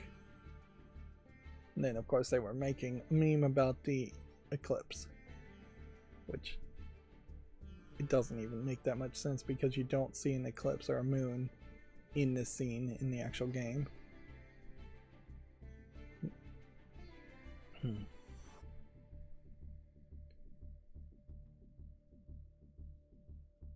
So yeah, they're continuing to push the Riven remake. I will almost certainly play the Riven remake. There is a subtitle here now. I'm seeing New Discoveries from the Lost Deny Empire is a subtitle, so that does imply to me that we may see more content than what was in the original Riven game, which is what's going to really be the sales point there. Is I really don't need to play Riven yet again if it's just going to have one small room that you can look around and nothing else.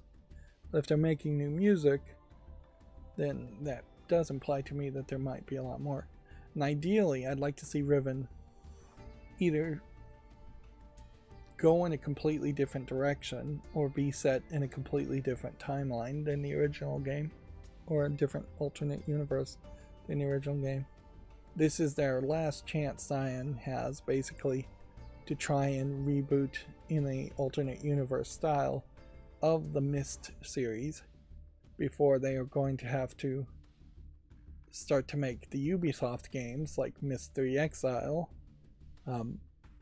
which they probably don't want to go in that direction and just remake those games because they didn't really make those games in the first place and they're not as well beloved. And if they don't really do anything to potentially make a new game, a new sequel, a different mystery, then they're stuck in this spot where they just kind of have to sit around and do nothing or make a new game that they failed at making new games to getting those to sell until there's enough time to justify making yet another remake of Mr. Ribbon, which they've been very good about timing that out and making remakes and reselling remakes, but they just can't go on forever doing this. The new team of younger developers want to actually make games, and so you'd probably see Cyan lay off a bunch of people if this game sells poorly.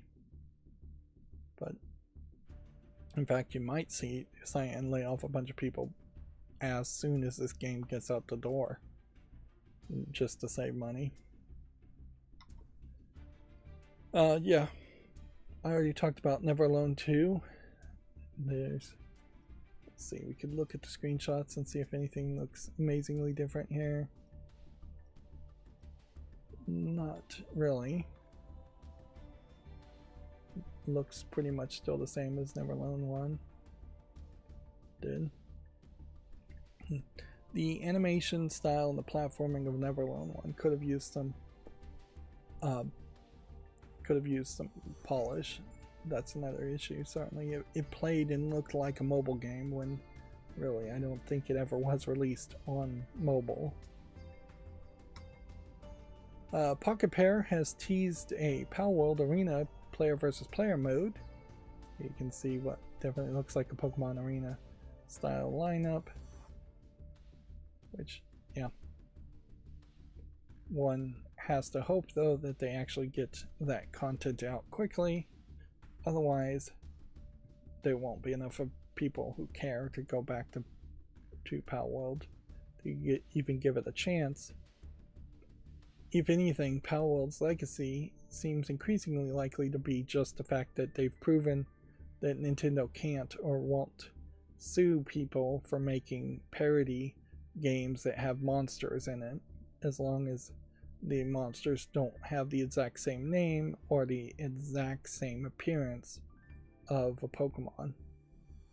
And in fairness, even if you were to try and make a Pokemon that looked very similar to like a Pikachu, well, Pikachu is designed around a field mouse, so any aspects that were built around a field mouse would be very difficult to claim copyright on. You could try and say a field mouse that's yellow that has a lightning tail, a lightning bolt shaped tail is the copyrightable elements, but then you really get down to a question about, is that enough to really be that creative? Because the lightning bolt itself symbol is almost certainly public domain. A field mouse is something created by nature, so it's not copyrightable. And the color yellow is something created by nature. So, yeah, Pikachu is about the closest thing that is unique there. And noticeably, this guy is not called Pikachu. And he's much bigger than a Pikachu would look. And he has different color palettes. Very different distinguishable characters. And inherently, I imagine Pokemon would have had to have thought at some point that if they can churn out 150 Pokemon in the first generation of Pokemon games, clearly somebody else could churn out a different 150 Pokemon-like creatures to compete with that. And Digimon had already been doing that. Yep. Noticeably, Pokemon Company has never tried to sue or complain about Digimon characters either. If anything, the fandom probably complains more than the companies do.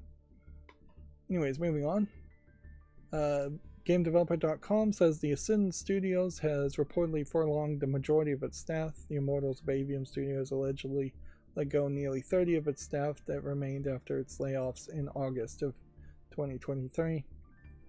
This definitely feels like this was a game that didn't deserve to fail as much as it did, but in particular I think the problem is that the publisher just didn't advertise it well enough. And increasingly, we could probably make a long list of games that where the publisher underfunds the advertisement and just promotes it poorly when there is a good game behind it. Certainly the opposite is often true too, where something gets over-published and over-promoted and turns out to be a garbage game. But yeah, with the increased amount of games that are getting released and the increased competition, putting games in front of the right people who actually want to play those games is going to become increasingly difficult. And that's something where a storefront like Steam has to always be on the ball and improve upon. Steam's front page in particular and its recommendations, not particularly great as far as highlighting games people might be interested in playing. We talked about the Rogue Prince of Persia PC game somewhat. Yeah, this is a very weird art style because it's almost CGA in the color palette. CGA being a old computer standard where the pinks were much more pink than they should have been.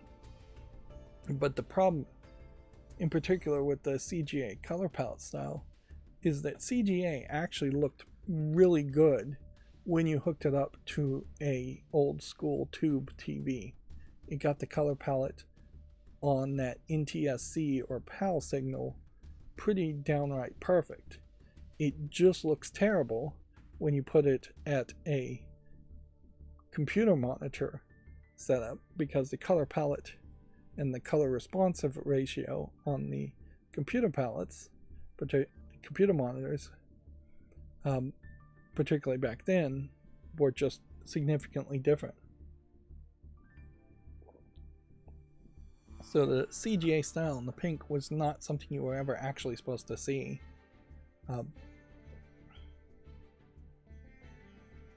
So yeah, it feels weird.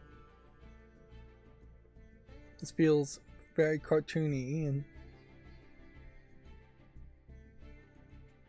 I question what the roguelite or roguelike element here is really going to add to a game that is probably going to delight in causing you to die or take damage quite often.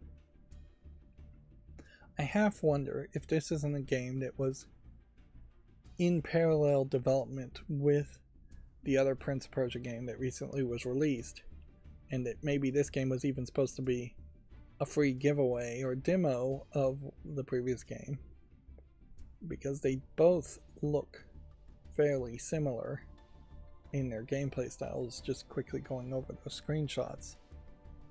And as for all I know, this character may actually be in the most recent Prince of Persia game, and this may be a spin-off directly from it. Here we have the Vampire Survivors DLC featuring the Contra characters with guns, which seems weird. Is this always the main protagonist of Vampire Survivors? A lady with a whip? I don't even know. Like, I see a lot of clones of Vampire Survivors, but I really haven't even played or seen Vampire Survivors itself. And then, yeah, this mouse definitely looks interesting. As far as you have half Popeye, half Mickey Mouse influences here. I wouldn't be surprised though if this isn't actually a game. We've already seen a few people make screenshots or make low effort asset flip games like this, and yeah, wouldn't be surprised if there's not an actual experience here. But they put out a press release. They were part of the AAA indie effort. That strikes me as something that really should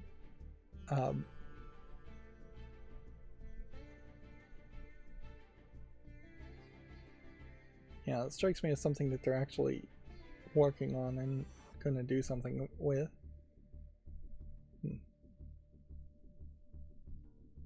I guess the question I'm most interested in here is whether this is a multiplayer game or not. And yeah, I guess I should have also said that the audio wasn't going to play there. I never play the audio. I should probably warn people about that. Yeah, that looks more like a game than some of the other ones I've seen.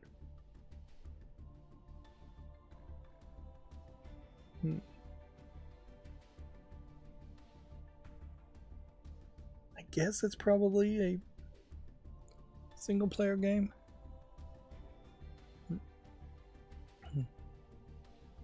But it still definitely feels like it's just going to be more of a meme than something you would really want to play, just because of the black and whiteness to it. Like, I think a lot of people still would be turned off by the black and white nature of it, and if it was colorized, it'd probably sell a little bit better. You'll probably see some streamers playing this game every now and then, but that's about it. And it probably will sell better than a different game where you were running and gunning and swinging via ropes and kicking people. Let's see.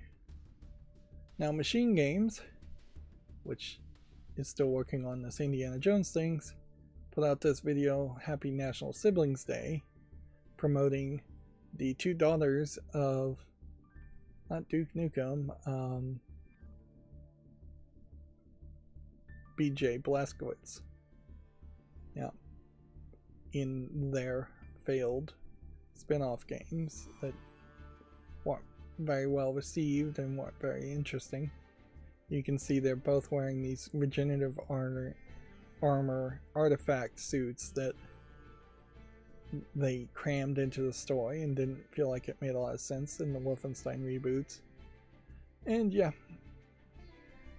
there was definitely major controversies and lack of interest in making Wolfenstein spin-off games based off of characters we'd never seen or heard of before.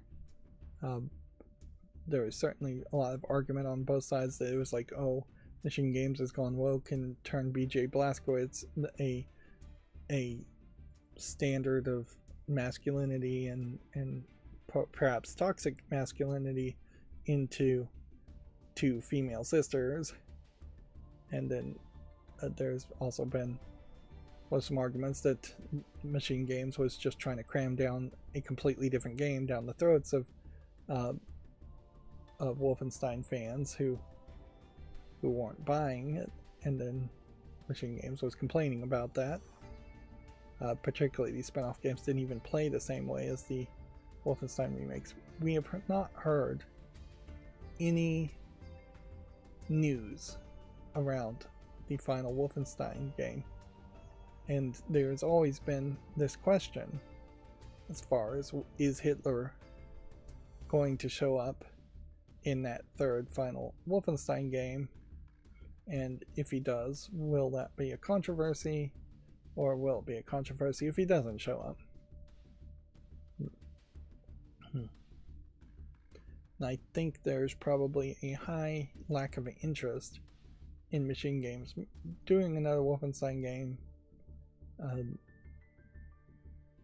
Now, I think in part because they're owned by Microsoft. I think they're owned by Microsoft.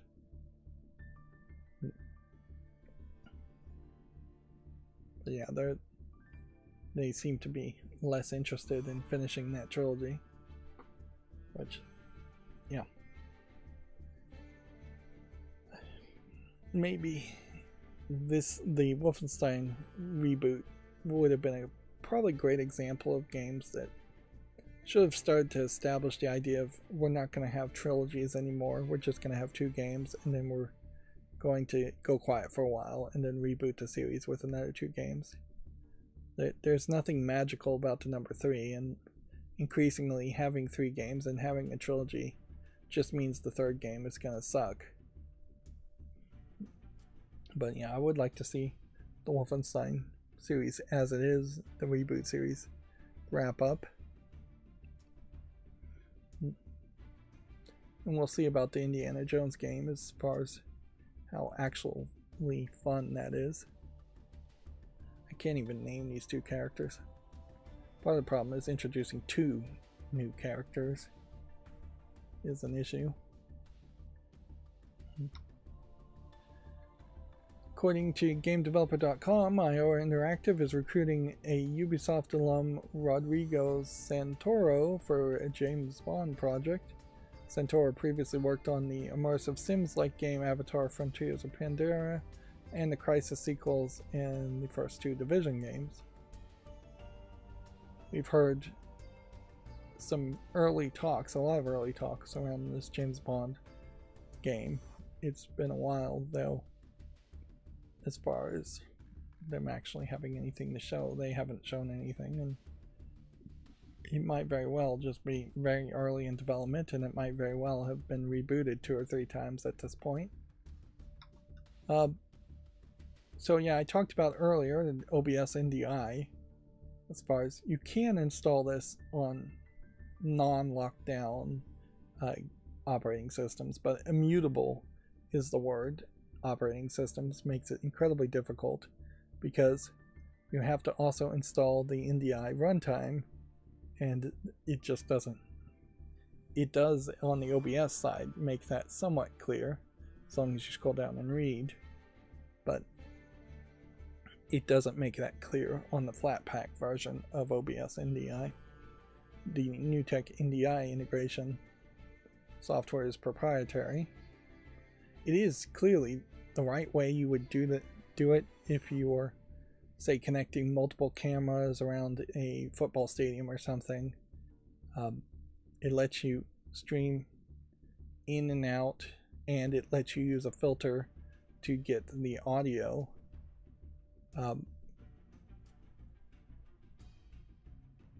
of cameras and put it on other video sources with a filter. So they've kind of thought of 3 good uses in which you could use NDI. Although I question certainly the actual number of cameras you could have going streaming over a network. It probably is as good as it's going to get, but in a professional setting like a football stadium, I suspect they probably have $1 million of equipment that are sending video via hardwired connections, like USB to Ethernet, and then via Ethernet back to USB into some kind of server that is ingesting all of the camera feeds, or maybe even fiber optic to a server and not even converting USB at that point. It used to be FireWire. That was the thing you would use to connect a camera to a computer for higher speeds, because video in particular is the thing that requires a lot more speeds.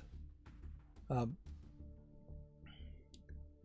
yeah, I don't think FireWire standard is still being used. And yeah, it might really be a case now that if you have gigabit in Ethernets, you could just on cameras connect gigabit Ethernet plugs into the back of them and connect everything around that way. You probably would want separate networks for the most part, one specially just for all the cameras going to an NDI source. NDI in particular seems to be supported by the big manufacturers of expensive cameras like Sony and such, so it probably is the standard. Anyways, I also talked about the Steam Link app, which is weird because to get the app, and only Valve would allow Valve to do this, which, yeah, manufacturer Valve. It literally just has links here to the Windows, Mac OS, Linux, iPad, Android TV, phones, Raspberry Pi, MetaQuest 2 and 3 and Pro. Weirdly, no link for Raspberry Pi 5. It probably still would work. And it's designed in 2 ways. One, that you would just stream your game content to a screen, which I think is probably the best way to use it.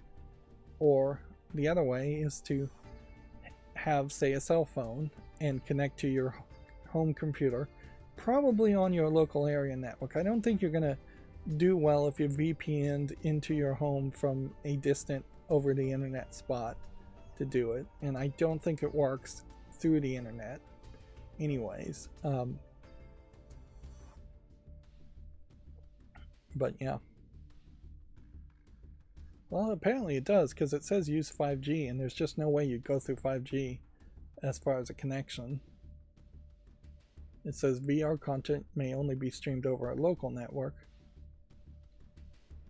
But yeah. There's not a lot of scenarios, though, where your main computer would be idle and you would just want to play it on your cell phone. Maybe sitting on a toilet or something is about the one thought there. And it's just not the best setup. And you can see there's a real focus here around the MetaQuest and VR, and that would have been about the time that they worked on this. Weirdly, apparently they sold this game for $1 at one point, but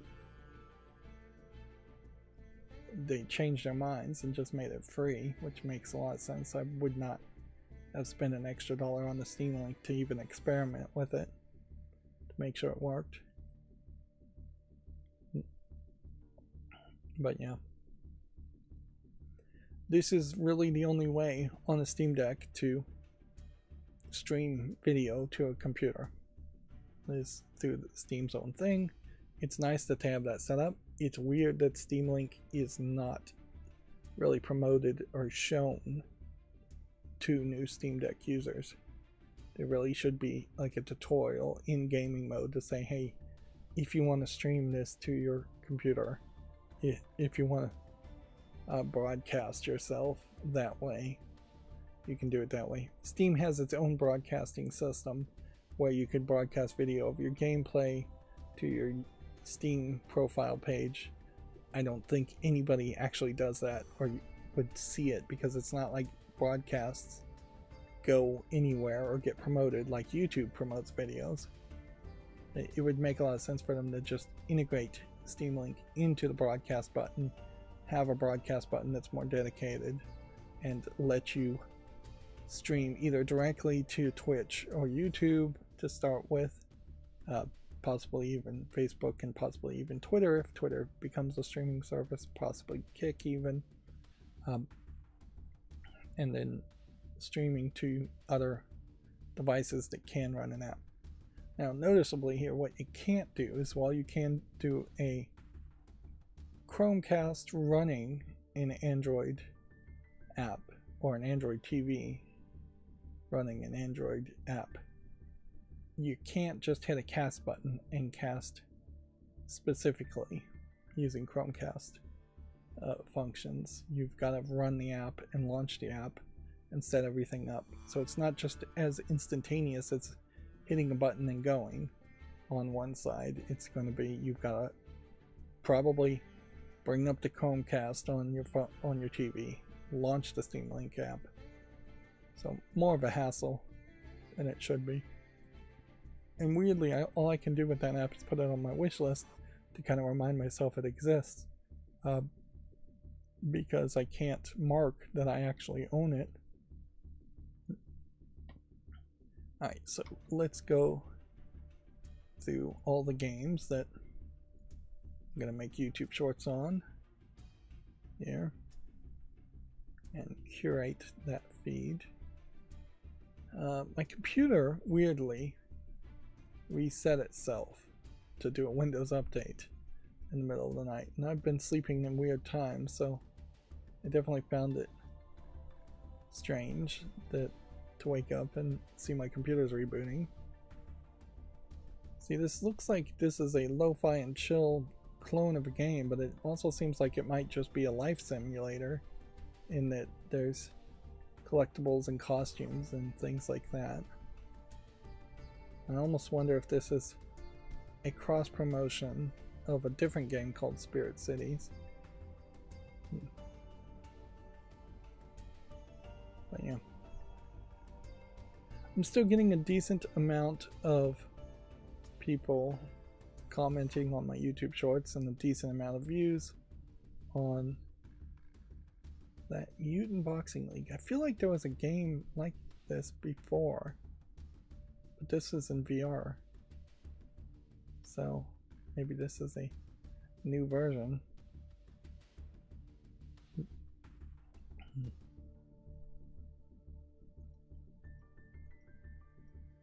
Just try and go through all these fairly quickly.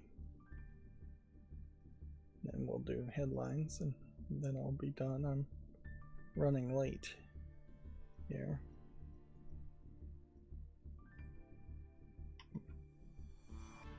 Thought I might have run a little bit late today, but no, obviously I'm running later than I'd like to.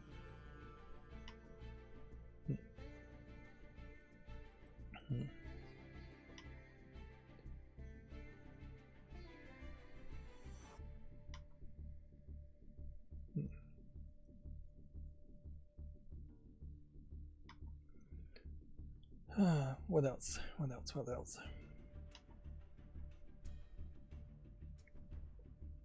It's definitely a case, as far as the Steam Deck is concerned, that I'm not likely going to use it to play games just as an option by default.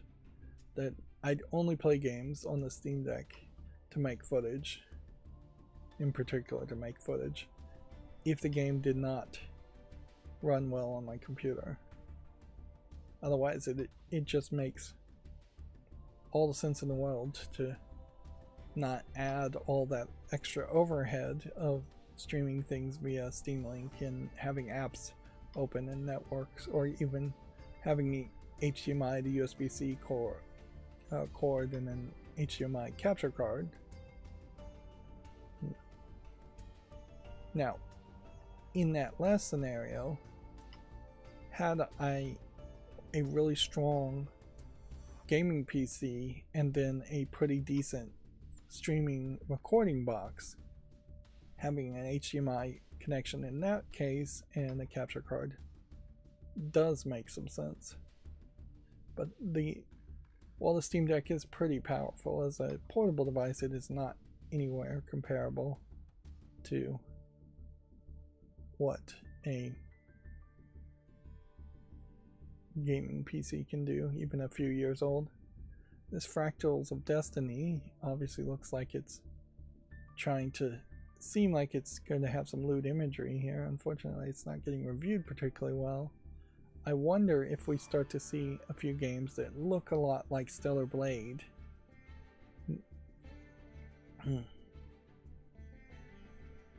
Let's see. Needs work, attack speed, needs a mouse menu, needs to open faster, journal, needs to open faster, camera needs to be positioned further away from the player character. Yeah. So lack of polish here.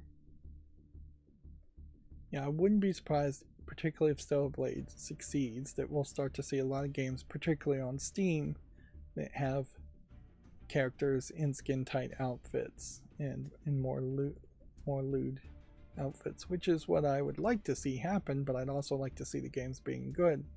Inherently, if a bunch of Stellar Blade clones come out, like many other games get clones, and they're just all terrible, it will give a lot of ammunition to people who are anti-lewd games to say, well, lewd games are all garbage except for Stellar Blade, which they could argue is going to be the exception that proves the rule.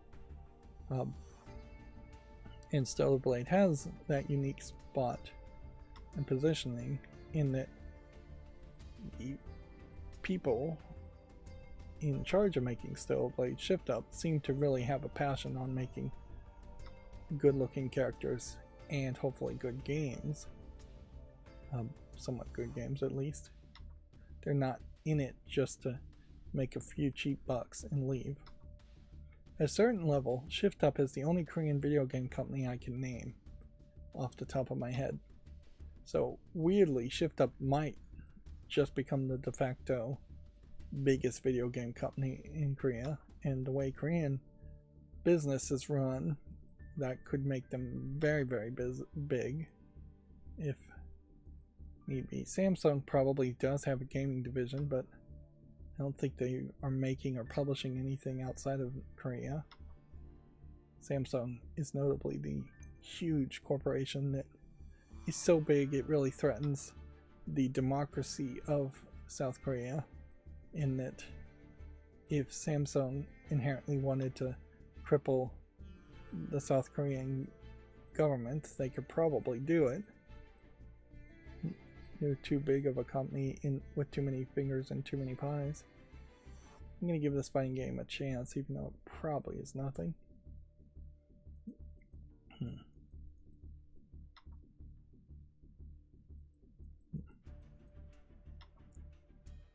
Ideally, what I'd like to see is Stellar Blade succeeding pretty well to put any doubters to silence, and then that opening the door that you have more regular games willing to have the occasional outfit that's lewd, going just a third of the directions towards a game like Stellar Blade. Not going super lewd, but being willing to show a little bit more cleavage, show more of a variety of forms and factors. This Master of VTuber game, for instance.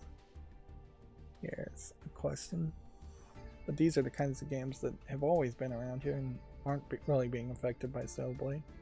I'd like to see more Western animators being willing to show a little bit more mature content and have more diversity than just having everything be anime style. As much as I may like anime style looking waifus, it wouldn't hurt to occasionally have some other styles of adult content.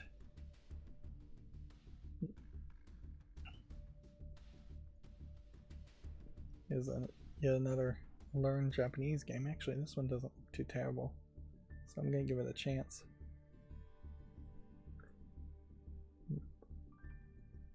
Don't think I'm giving this one a chance though.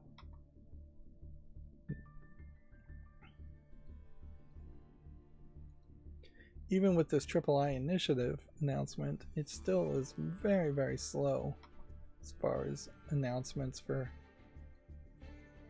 new games.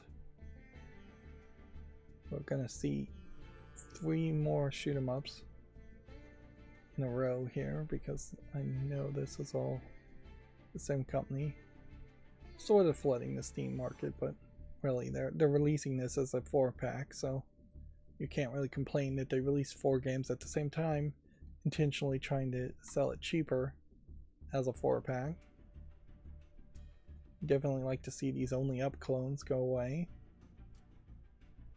If anything, I think this probably, the vast amount of only up clones has proven that there's not as much of a... This one I almost would have given a chance, but it's not being received well. It's a VR game. Let's see.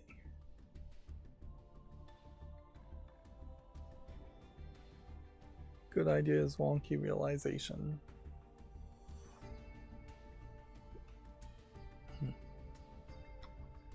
I lost my train of thought there, whatever I was talking about.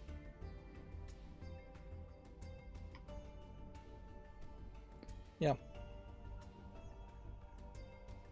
Just not getting a lot of releases or announcements right now. And I don't know if there's really a lot of hope in the future. It may very well be a case that we'll get some Gears of War announcements and teases to games that are going to be coming out in a year or 2 or 3 or 4. But as far as releases and announcements for games that will be released in the rest of 2024, we may have a fairly small amount. Which, yeah, a new study said that for last year, the vast majority of people were playing games that were 6 years or older, so maybe this is just the reset that needs to happen. This game, comes up every now and then, and this looks fairly nicely animated.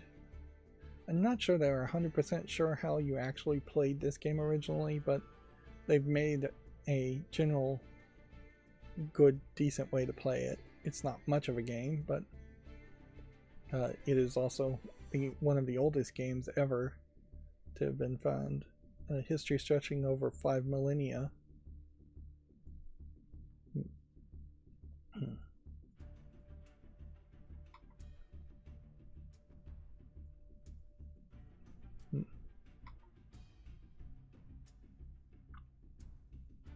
Let's see, this looks like garbage. I do have a list here. Did my fall list cleanup actually work for once? I don't think so. No, this came out April 8th. No, it just moved that for some reason. Maybe I accidentally drug it around.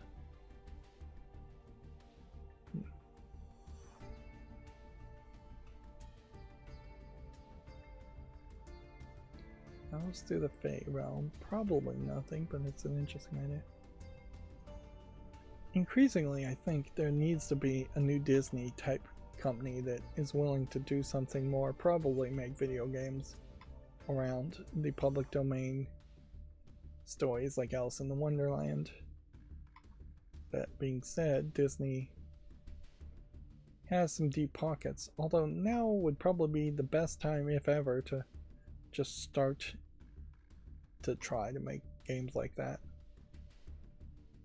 But we also haven't seen anything based off like Winnie the Pooh yet, and there was way more enthusiasm around making Mickey Mouse parody games. Once Mickey Mouse went into public domain, the Steamboat Willie version of Mickey Mouse went into public domain, then there was Winnie the Pooh. Alright, well, here's the SteamDB website, and let's see if anything looks particularly different here. Destiny 2 still getting a large amount of sales here in the 10th place, 134,000 24-hour peak, with its all-time peak only being 316,000 players. So, yeah. Palworld is under 100,000 in the 15th spot. Now, if you look at the top 10 spots and you're at about 100,000, it does kind of tell you that as far as the 24-hour peak of yesterday, there really was only 2 or 3 million people in total playing the top 10 games, with probably a lot of them being bots in Counter-Strike 2. That being said, that is if you only look at the top 10. When you start to realize that there's thousands upon thousands of games on Steam, and a large majority of them are single player, so there's just no reason that there would be more than even 1,000 people playing a game at any one point, any 24-hour period. The number of total players that are playing on Steam at any time is a number that only Valve would really know, but I wouldn't be surprised if we're talking 100 million to 700 or 800 million in any random 24-hour peak of players. Now, there's roughly 7 billion people on the planet. Obviously, it's not going to be half of that or a quarter of that all played video games in a day, but it could be an 1/8 or a 16th of that. Certainly, that 1 out of every 16 people plays on average a game on Steam in a 24-hour period. Yeah, those numbers aren't crazy. My chart messed up again, and I've never gone back and fixed any of this. I say it every time. You can see Apex Legends is up, Marketblade Point is up, Helldivers 2 is up a little bit. There's a lot of talk around Helldivers 2, but the fandom is kind of valleyed out at a low. Palworld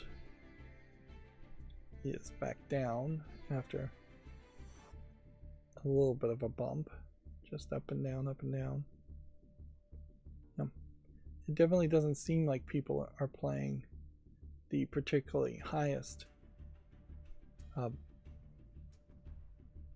top tier or most played games much more than average these days. And that makes a lot of sense. There's really no reason to be super enthusiastic around Apex Legends when it's been out for a while and there's really just nothing new to say. Here we can see the III initiative on Steam's front page. So, yeah. Let's see if there's any games that they didn't really mention. Streets of Rogue 2, Norland, Wizard of Legend. Yeah, some of these definitely were not mentioned there by Gematsu. So Gematsu has some catching up to do, I think, as far as articles. May also be a case that some of these actually weren't shown at the III initiative and are being expanded here. Cat Quest 3 gives me an excuse to play Cat Quest 2 a little bit earlier, I suppose. Here you have equals footing for YouTube, Twitter /X, and III initiative. I probably should watch this video from on YouTube or whatever. I'm not going to watch it on X, obviously, just to see how much like a Summer Games Fest it really felt like, because inherently that's what this would be. This would be the collection of people who would have been showing their games off before Summer Games Fest went into its proper presentation and then showed off a bunch of AAA games, at which point most people would have forgotten all the indie games. Looks like we have Gearbox. Does that say Gearbox Publishing? Yes. Well, they've changed their name since this logo was made to Arc Publishing, I believe was what they changed their name just a couple days ago too. And yeah, I guess that's probably all I have to say here. But it is nice that Steam is doing that for at least one page load. Seems like they've already taken it down. Here we have a mobile game called Countersight. I think I played this on my cell phone for a brief second and then couldn't get into it when I was looking for new games to play. Yeah, increasingly I do expect mobile games to also show up on PC day one. Yeah. But there is definitely a danger I want to avoid there too. I don't want to start playing just mobile games left and right on my channel, particularly since I won't be that interested in sticking with the mobile games. Here's recommendations of games that aren't Lego games that, because I've played Lego Marvel Heroes, this is one of those few custom recommendations, and yeah, none of these are really grabbing my attention because obviously the algorithm thinks Lego 2K Drive is connected to Lego Marvel Superheroes because it has Lego in the name when they're fairly different games, and then it is making a logical move and leap here to say that a racing game is connected because of 2K Drive. Although in fairness, it looks like they've just tagged this game as having Lego as a tag when it doesn't seem like there really is any Lego here. I think if Lego as a tag is allowed, yeah, apparently it is. You'd think that copyrighted terms should not be allowed to be a tag, because yeah, while there are some Lego games actually here, there is more than a few games here that are not Lego games. They do not have the registered trademark. You can see the little R there of Lego at the end. And inherently it's advertising to me the non-Lego games that I haven't purchased yet, because I already have purchased all the Lego games. Lego Brawls, is this out? I guess it is. I don't think it was received particularly well.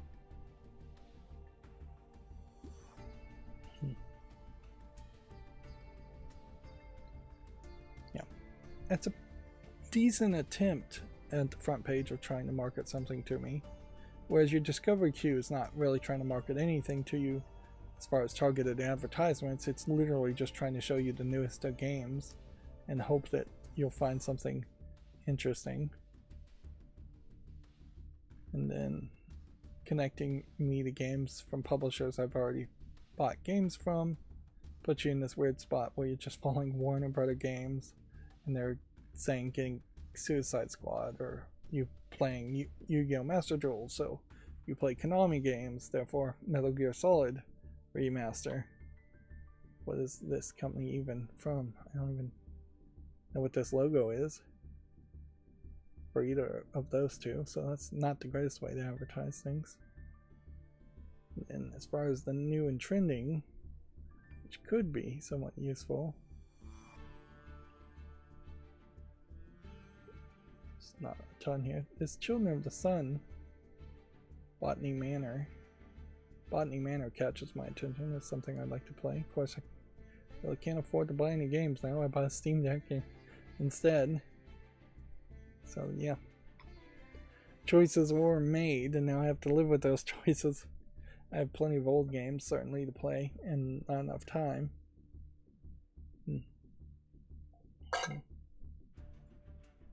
One second as I'm throwing a mug, an empty water mug, away.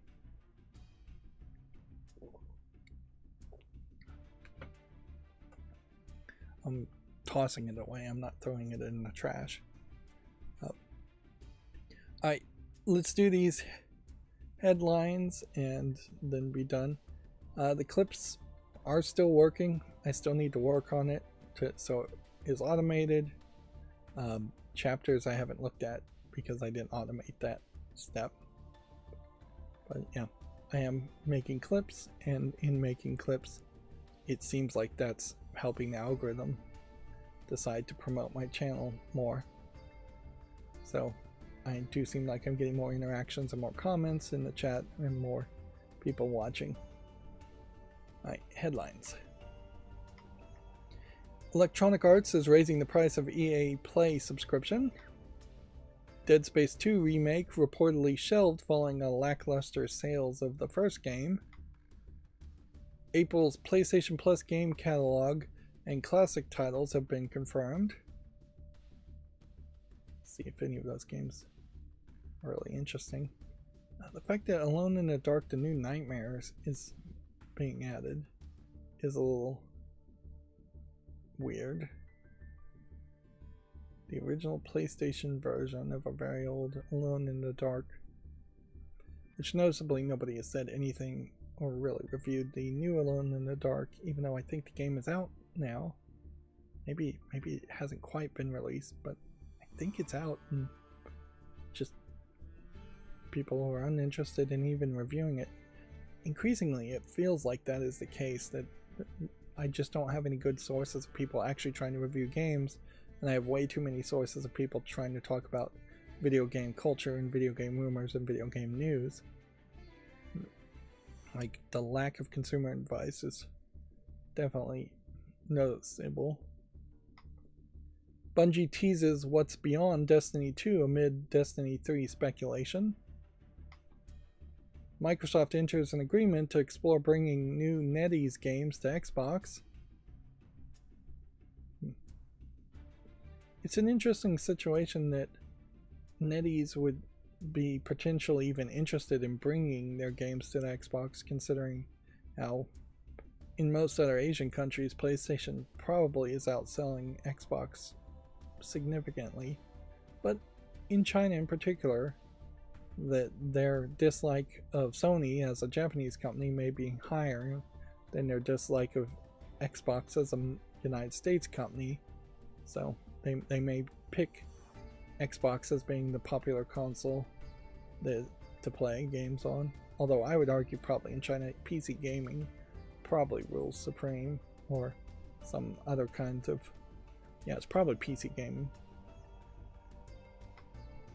The Final Fantasy VII Rebirth soundtrack featuring 175 tracks is out now. The $80 Call of Duty Kong glove is not worth it, claims fans.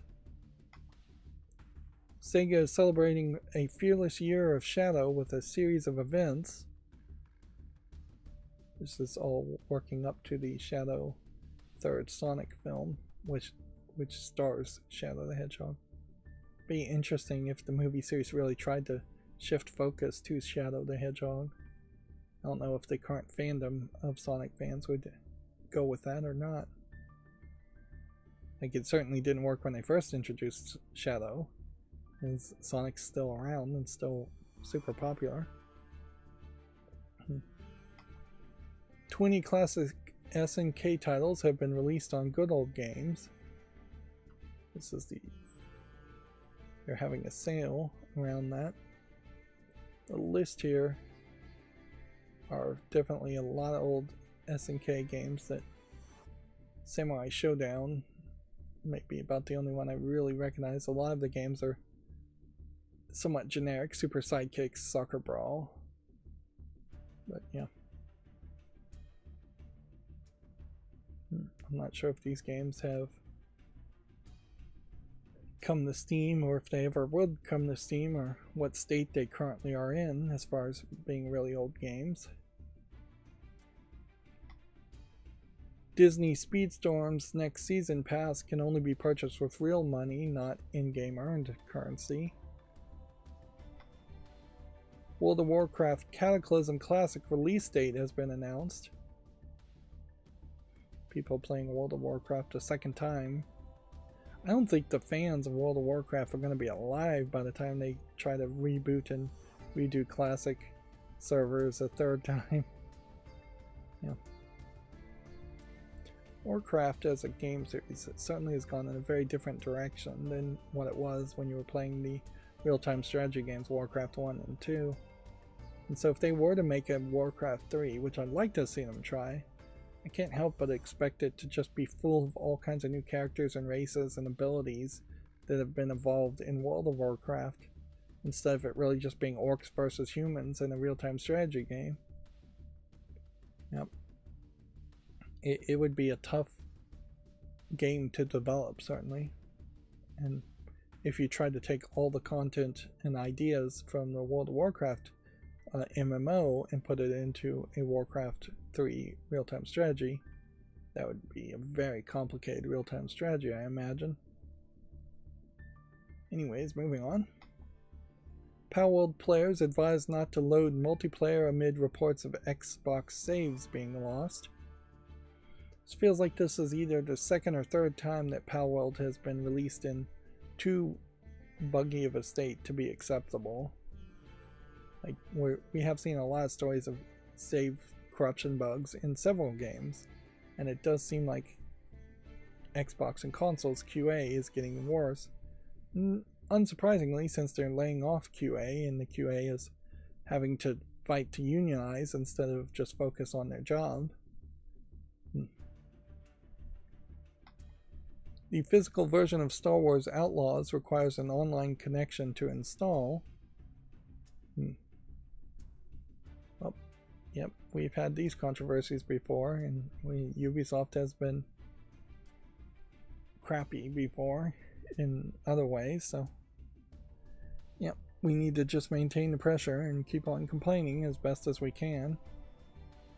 Yep, the Save Our Games movement is getting promoted somewhat well as far as just contacting actual government bodies and filing complaints and making comments. But yeah, to talk about how unacceptable it is to have online connection just to install the game is kind of crazy and pretty unnecessary. Although in fairness, almost every game probably needs online connection these days because there's an immediate update to fix the bugginess. So this may very well just be Ubisoft admitting that games get released in such a broken state a lot of times that they need that day one patch to actually be the content of a playable game, which again gets back to certification just not doing their job as far as consoles in particular, as far as them letting unplayable buggy versions be pressed onto the discs just in the assumption that most people will update to a patched version. Mythic Entertainment Developments announced airship survival RPG Echoes of Elysium, which, yeah, sounds a lot like a pirate game to me, with just slightly different visuals. The pirate game concept seems to be super popular amongst developers. Doesn't look like this video is going to want to play, and yet it doesn't feel like to me that they have really figured out what the gameplay mechanics are supposed to be there. Now there are several other games with Elysium in the name, but yeah, that was the entirety of the teaser. It was just seeing that ship in the clouds. That was nothing. Yeah. Elysium is just ancient Greek myth, though, so it's not surprising that there's several different games from different developers that have Elysium in the name. Star Wars Outlaws gets a new story trailer and release date as pre-orders go live. The open world game will be released in August. Do we have an actual date? August 30th. For the PS5, Xbox Series X and S, and PC. Interesting split here, no PS4 version.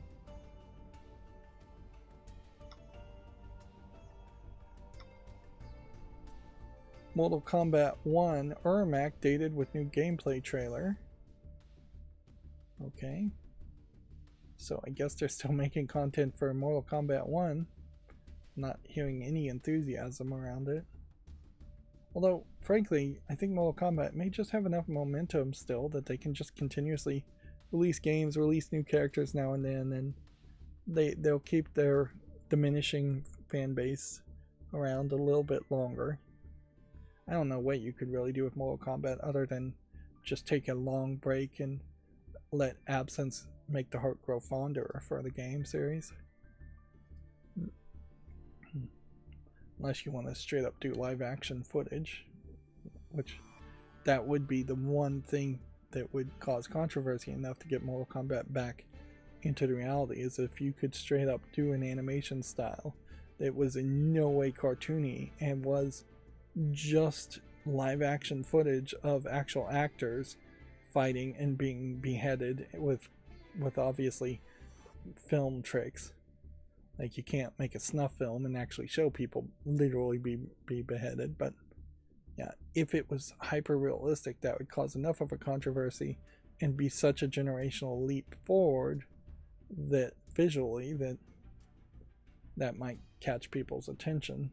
Edgelord people who would want to play a game that is live action violence, which I don't know if there's really a lot of desire for that, because the actual live action violence in movies is going down. There's a lot of people shooting guns, but there's a lot less gore where people are being shown being hit by a gun, so it's often cut in a way that you see and hear gunshots, but you're not even seeing where the bullets are landing or if they're even hitting people. You're just seeing people fall down.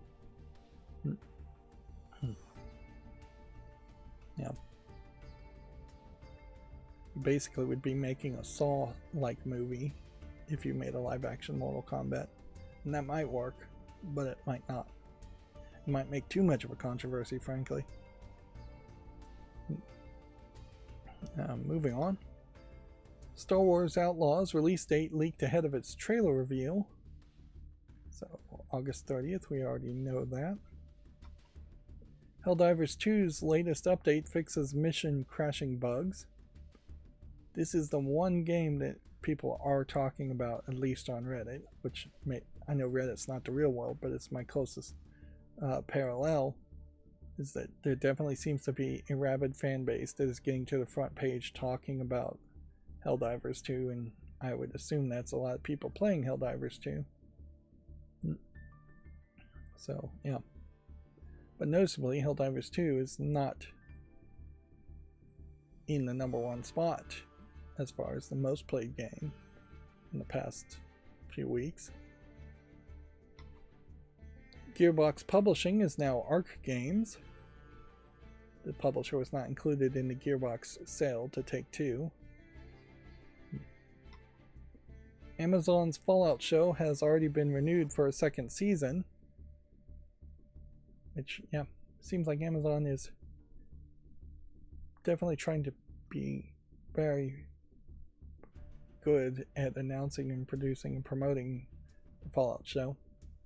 I kind of wish Has Been Hotel has been confirmed for a second season, and I kind of wish Invincible had been confirmed for a third season. And there's definitely several other shows on Amazon that I would like to have more confirmation that they're going to continue to make content for it. I imagine they probably will do everything, maybe not Has Been Hotel, but they really don't have that many other options. There is a danger, certainly, that they just go all in on Fallout, and then you see a whole bunch of Fallout content, and it just becomes Amazon Prime is the new AMC, in the sense that AMC was making a ton of Walking Dead, Amazon, the Walking Dead zombie shows and spin-offs, and the Talking Dead follow-up show, and I would hate to see Amazon Prime become like that, where it's just a one-trick pony. But, yeah. I also want to see them succeed in any way they can succeed, just so there's some competition to Netflix and Disney Plus. $70 games will go the way of the dodo, believes the Saber CEO. The former interim Embracer COO believes developers will move to reduce risks and costs, which I would hope that means the games are going to go down in price, and that this isn't a statement that it's going to go up in price, because you could say the exact same thing and it mean that the games are actually going to go higher. The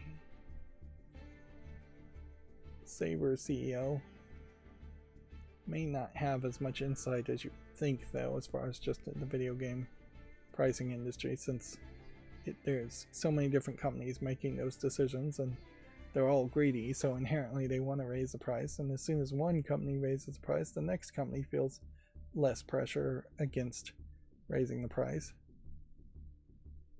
And traditionally in capitalistic systems, you don't see very many things go down in price once they go up. Maybe a little bit, but overall the trend is always higher and higher in devaluation of the dollar. And honestly, on an extremely long scale of thousands of years, I'm not sure any one currency has been around that long. It may just be a case that every capitalistic system increases by having deflation to a point, and at which the country, for one reason or another, falls apart and gets reformed as a new country, and then a new currency is established and everything gets reset. But yeah, I'm too late today to speculate on economics, so I'm going to move on. A photo of NetEase and Blizzard CEO sparks speculation of a China reunion. The update here being that Blizzard titles will be made available again in China. It's been confirmed. So, yeah. Seems like somebody has scratched out and censored out some faces here. But, yeah. This is a kind of great example of a rumor article from Video Games Chronicle that is just completely unactionable and not that helpful. Because, yeah, you have rumors and speculation that something's going to happen, and then a couple days later you get the confirmation. What did you benefit by having that information unconfirmed a couple days earlier? it's not even like in the game industry that there's any competition to buy games early. Maybe you could buy shares and stocks. Maybe you could have bought some shares of Microsoft if you believe this would give Microsoft's share price a bump, which it may very well not.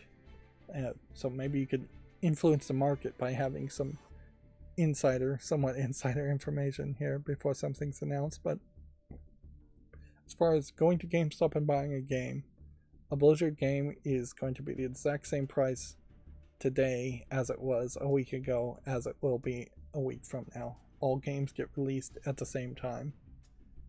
Best you can hope for is just random seasonal sales, like a summer sale, which Steam still hasn't announced any date for a summer sale at all. So it's probably going to be pretty late summer, it feels like. Activision says it banned 27,000 Call of Duty accounts over the weekend. I talked about this in the last stream. Still don't feel like announcing and being proud of bannings is helpful to your company image or your game's image. And then the UK retailer Game is reportedly making layoffs while moving the rest of the staff to 0-hour contracts, or pressuring the rest of the staff to take 0-hour contracts. Okay, so that was the Video Games Chronicle articles. Let's now go through the Gematsu articles. So, Dino Lords has a teaser trailer.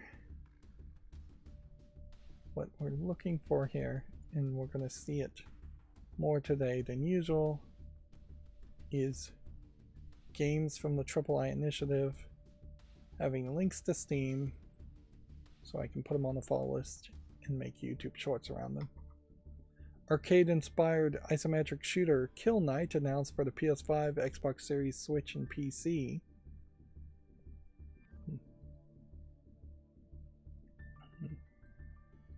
This looks like a top-down twin-stick shooter survivors type game. You didn't see too many of those announced. PlayStation Plus game catalog and classic catalog lineup for April 2024 have been announced. There's several pictures here. This Zawu, I think, is a new game. Animal Well is from Video Game Donkeys Company.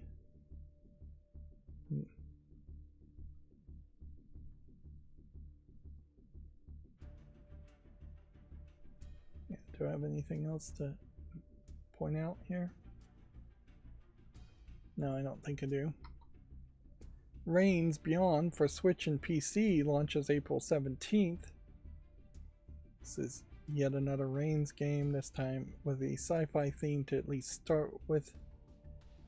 Although, knowing Reigns Her Majesty, it could go in quite a few different directions. Super Monkey Ball Banana Rumble Adventure trailer, assist features, and worlds have been detailed. So apparently Sega is making a new Super Monkey Ball game. I was not aware of that.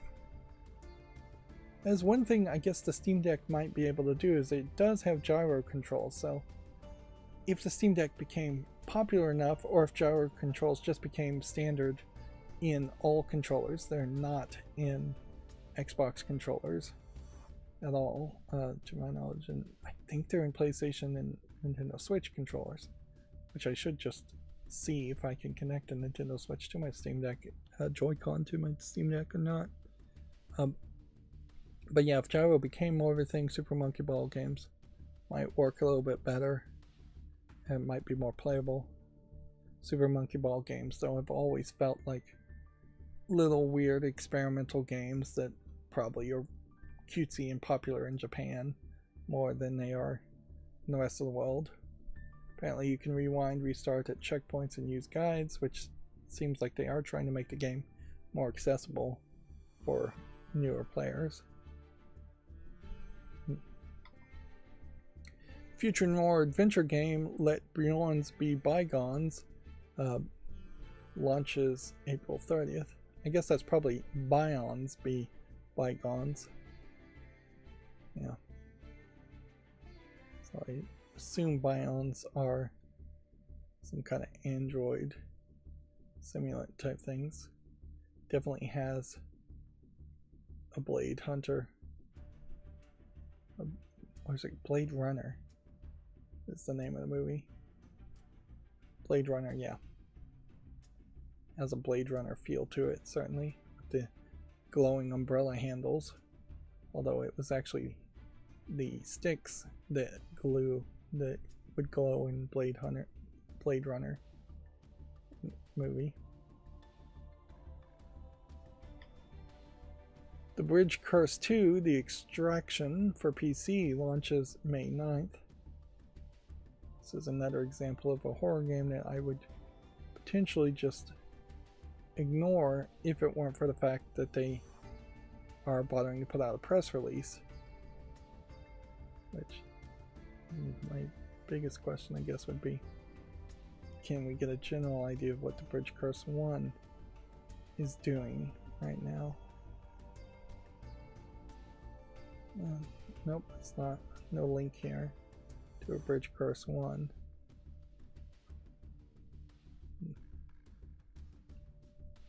It's not like I'm promoting a lot of horror games. I really haven't seen a lot of horror games lately. So, this probably is one worth mentioning. Yeah. It's gone unnoticed by me, but we really have seen a bit of a downfall in horror games recently. I imagine it might pick up as we get closer to October and the end of the year, but yeah, there's a lot more Vampire Survivors type games than horror games.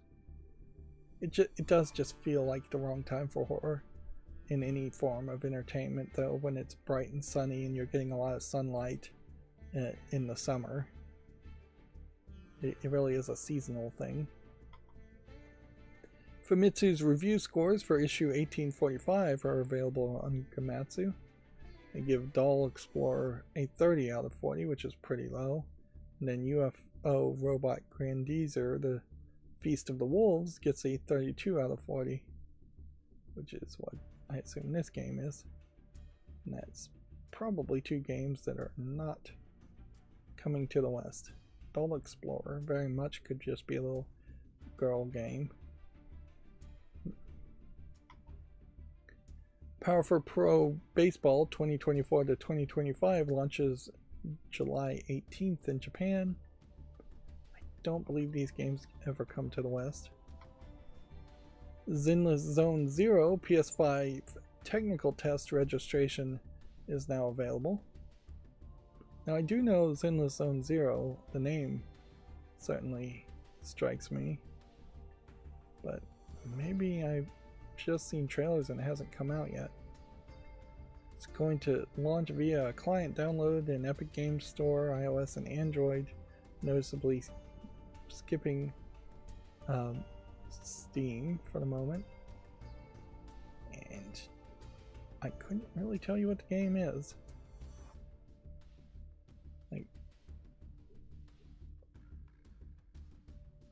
Looks like there's teams with little bunny mascot characters.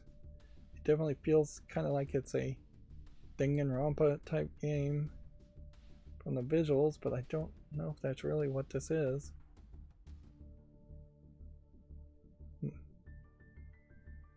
Nope, it seems like it is maybe more of a fast-paced hack and slash game. And the danger with these kinds of fast-paced games is that they're showing off a lot of different attacks here that each seem like they're taking a second or two to do damage. So unless you're usually killing people with these finisher type moves in the first or second hit, and there's just going to be a lot more enemies on around, it does feel like it could be a fairly slow fighting game that is just having people run around to speed up the parts that are too slow in the fighting grinding element. And the flat 2D anime look here is slightly different when you convert it to a 3D CGI look. So there is just this slight inconsistency in color palettes and inconsistency in just the skin tones and the shadowing and the depiction. And yeah, I guess I'll just leave it at that. Probably Monsters establishes Hidden Grove, led by former Bungie creative director, to develop multiplayer competitive adventure game. Interesting. So it's a multiplayer competitive adventure game, which I have no idea what that means. And do we really want to waste time watching a studio establishment trailer? No, I don't think we do. Moving on. Airship open world survivor RPG Echoes of Elysium has been announced for PC. No Steam link there. Star Wars Outlaws launches August 30th and has a story trailer on Gamatsu. Horror point-and-click adventure game Tales of Candleforth launches April 30th for all consoles and PC. This is an interesting cardboard cutout style.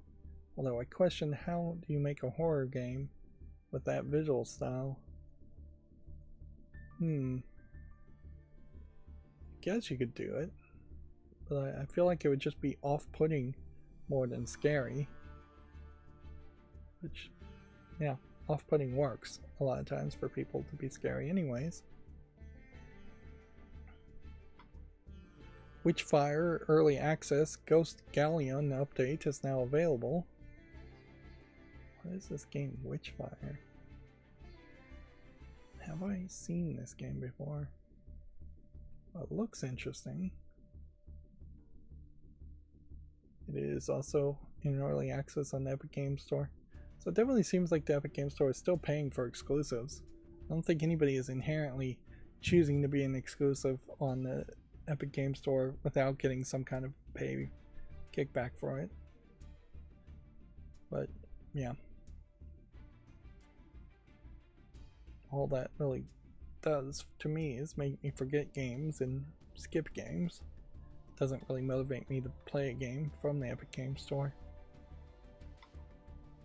Dice Folk is coming to Switch. It's currently available for PC. Let's see what the reviews are. Very positive as far as the game on Steam. It's not in early access and it has over 30 reviews, so I can do some rare fall list cleanup by just putting that on the wish list right now, which I notably still haven't done any fall list cleanup lately, and I'm not really planning to anytime soon. Dragon Ball Xenoverse 2 DLC characters Future Saga Chapter 1 characters Android 18 from DB Super and Videl from DB Super have been announced. What's interesting about this is Android 18 over here and Videl definitely look like they have a very flat anime style in line with the way they would have been animated when they first aired on Dragon Ball Z. Which that is probably a hard style to do because almost certainly this is still a 3D model that they have just gone out of the way to flatten with shadow and shading to look like a 2D model. Now, I will say, I don't know if I've ever seen either one of these characters in these outfits, which may not mean much. Is Videl the daughter of Mr. Satan? I haven't watched Dragon Ball in a long enough time to know. That would explain the little Oni devil on the shirt here.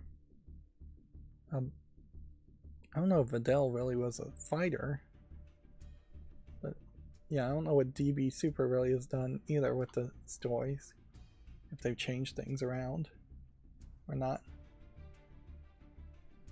But yeah, I do really appreciate the effort here to make an art style that is in line with what Dragon Ball would have been in my mind compared to them just making modern anime styles of the characters.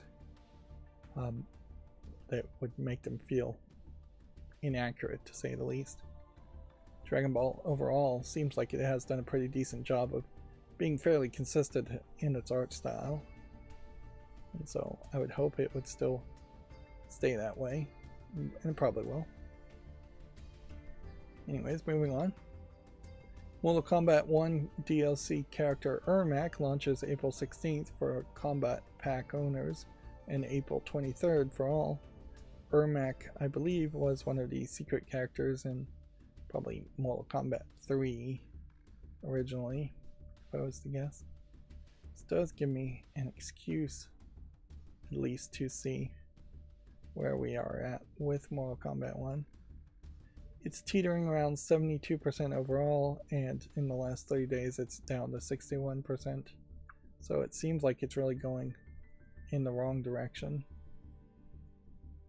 Yeah. And the visuals here already look pretty realistic, so if they were to go to the extreme and literally have just HD footage of live action actors, it would probably not even be that big of a deal.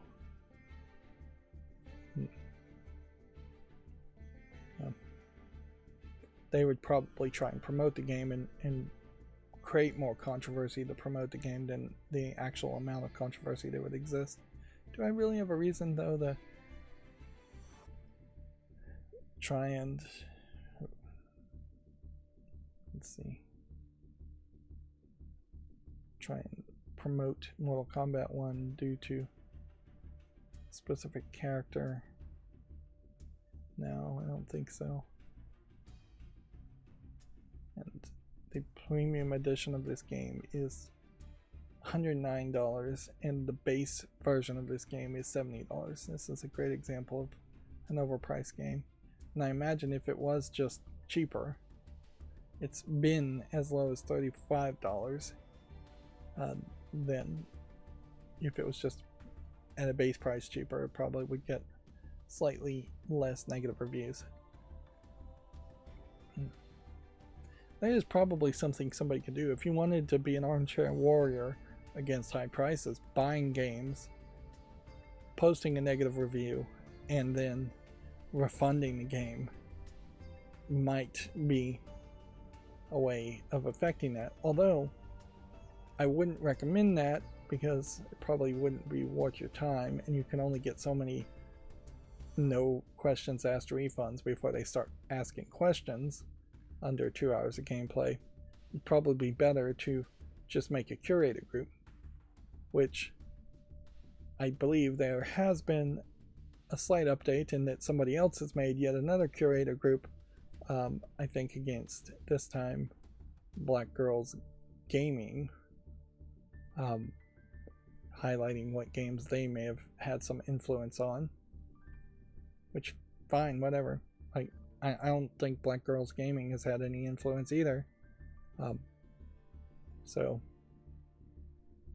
if people want to make curating groups and just go after companies that they feel like are too focused on diversity, equity, and inclusion, then let those people do that. It probably, if you're following all these different curator groups to exclude any game that has DEI in it, then it's probably going to speak more about you than it will speak about the games that you're avoiding.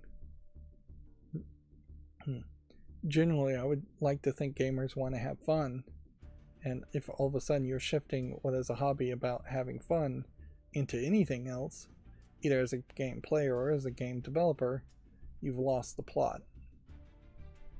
And both sides need to recognize that, I would say. Dinosaur-themed shop management game Amber Isle has been announced for Switch and PC. This one looks fairly cutesy, but it is also like a shop management game seemingly targeting kids, which seems like a weird combination, to say the least. I'm not sure I'd want my kids playing a shop management game and doing a job effectively in a game. The JRPG-inspired turn-based fantasy RPG Runa has been announced for PC. Kickstarter campaign to launch on April 16th. So, if it's a JRPG-inspired game, what does that really mean? Is that just saying that technically this team is not out of Japan, or they're not targeting Japan in particular? English, Spain, Spanish, I guess, highlights that. But yeah, what about these elements inherently have to be Japanese role-playing games instead of just being, we are making a role-playing game that happens to look a lot like other role-playing games you've seen? Inherently, even the Japanese, some of the Japanese developers have argued that they want to get rid of the phrase JRPG and just be called RPGs, which makes a little bit of sense. But the problem there is most JRPGs do have a monoculture to their appearance that is similar to what this game looks like, whereas there is a lot more variety of RPG games outside of Japan.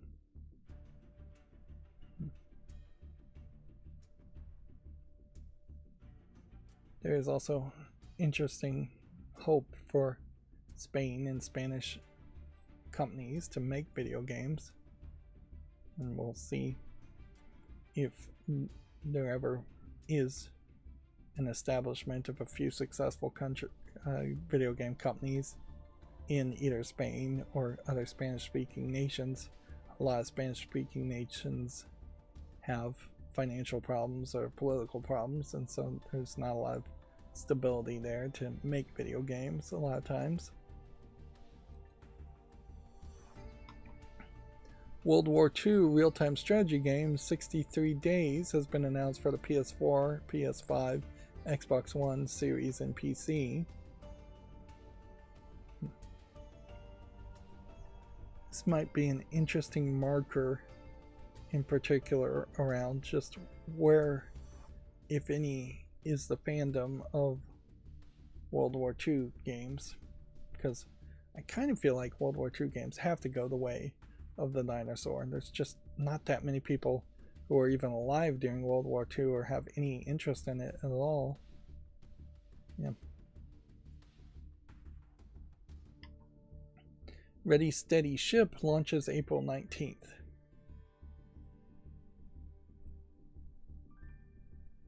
I feel like I've already chosen to make a YouTube short on this, so I'm not going to leave this tab open again.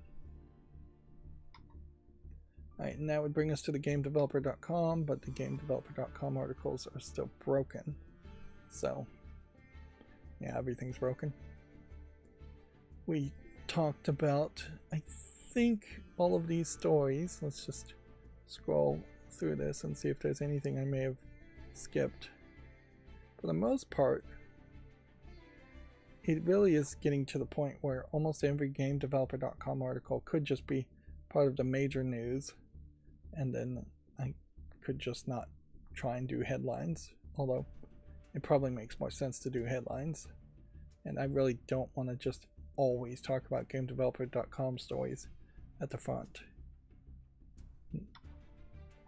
But yeah, actually my macro worked. Ascendant Studios has reportedly furloughed the majority of its staff. It actually worked for that one.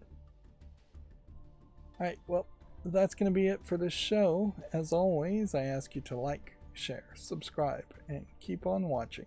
Thanks.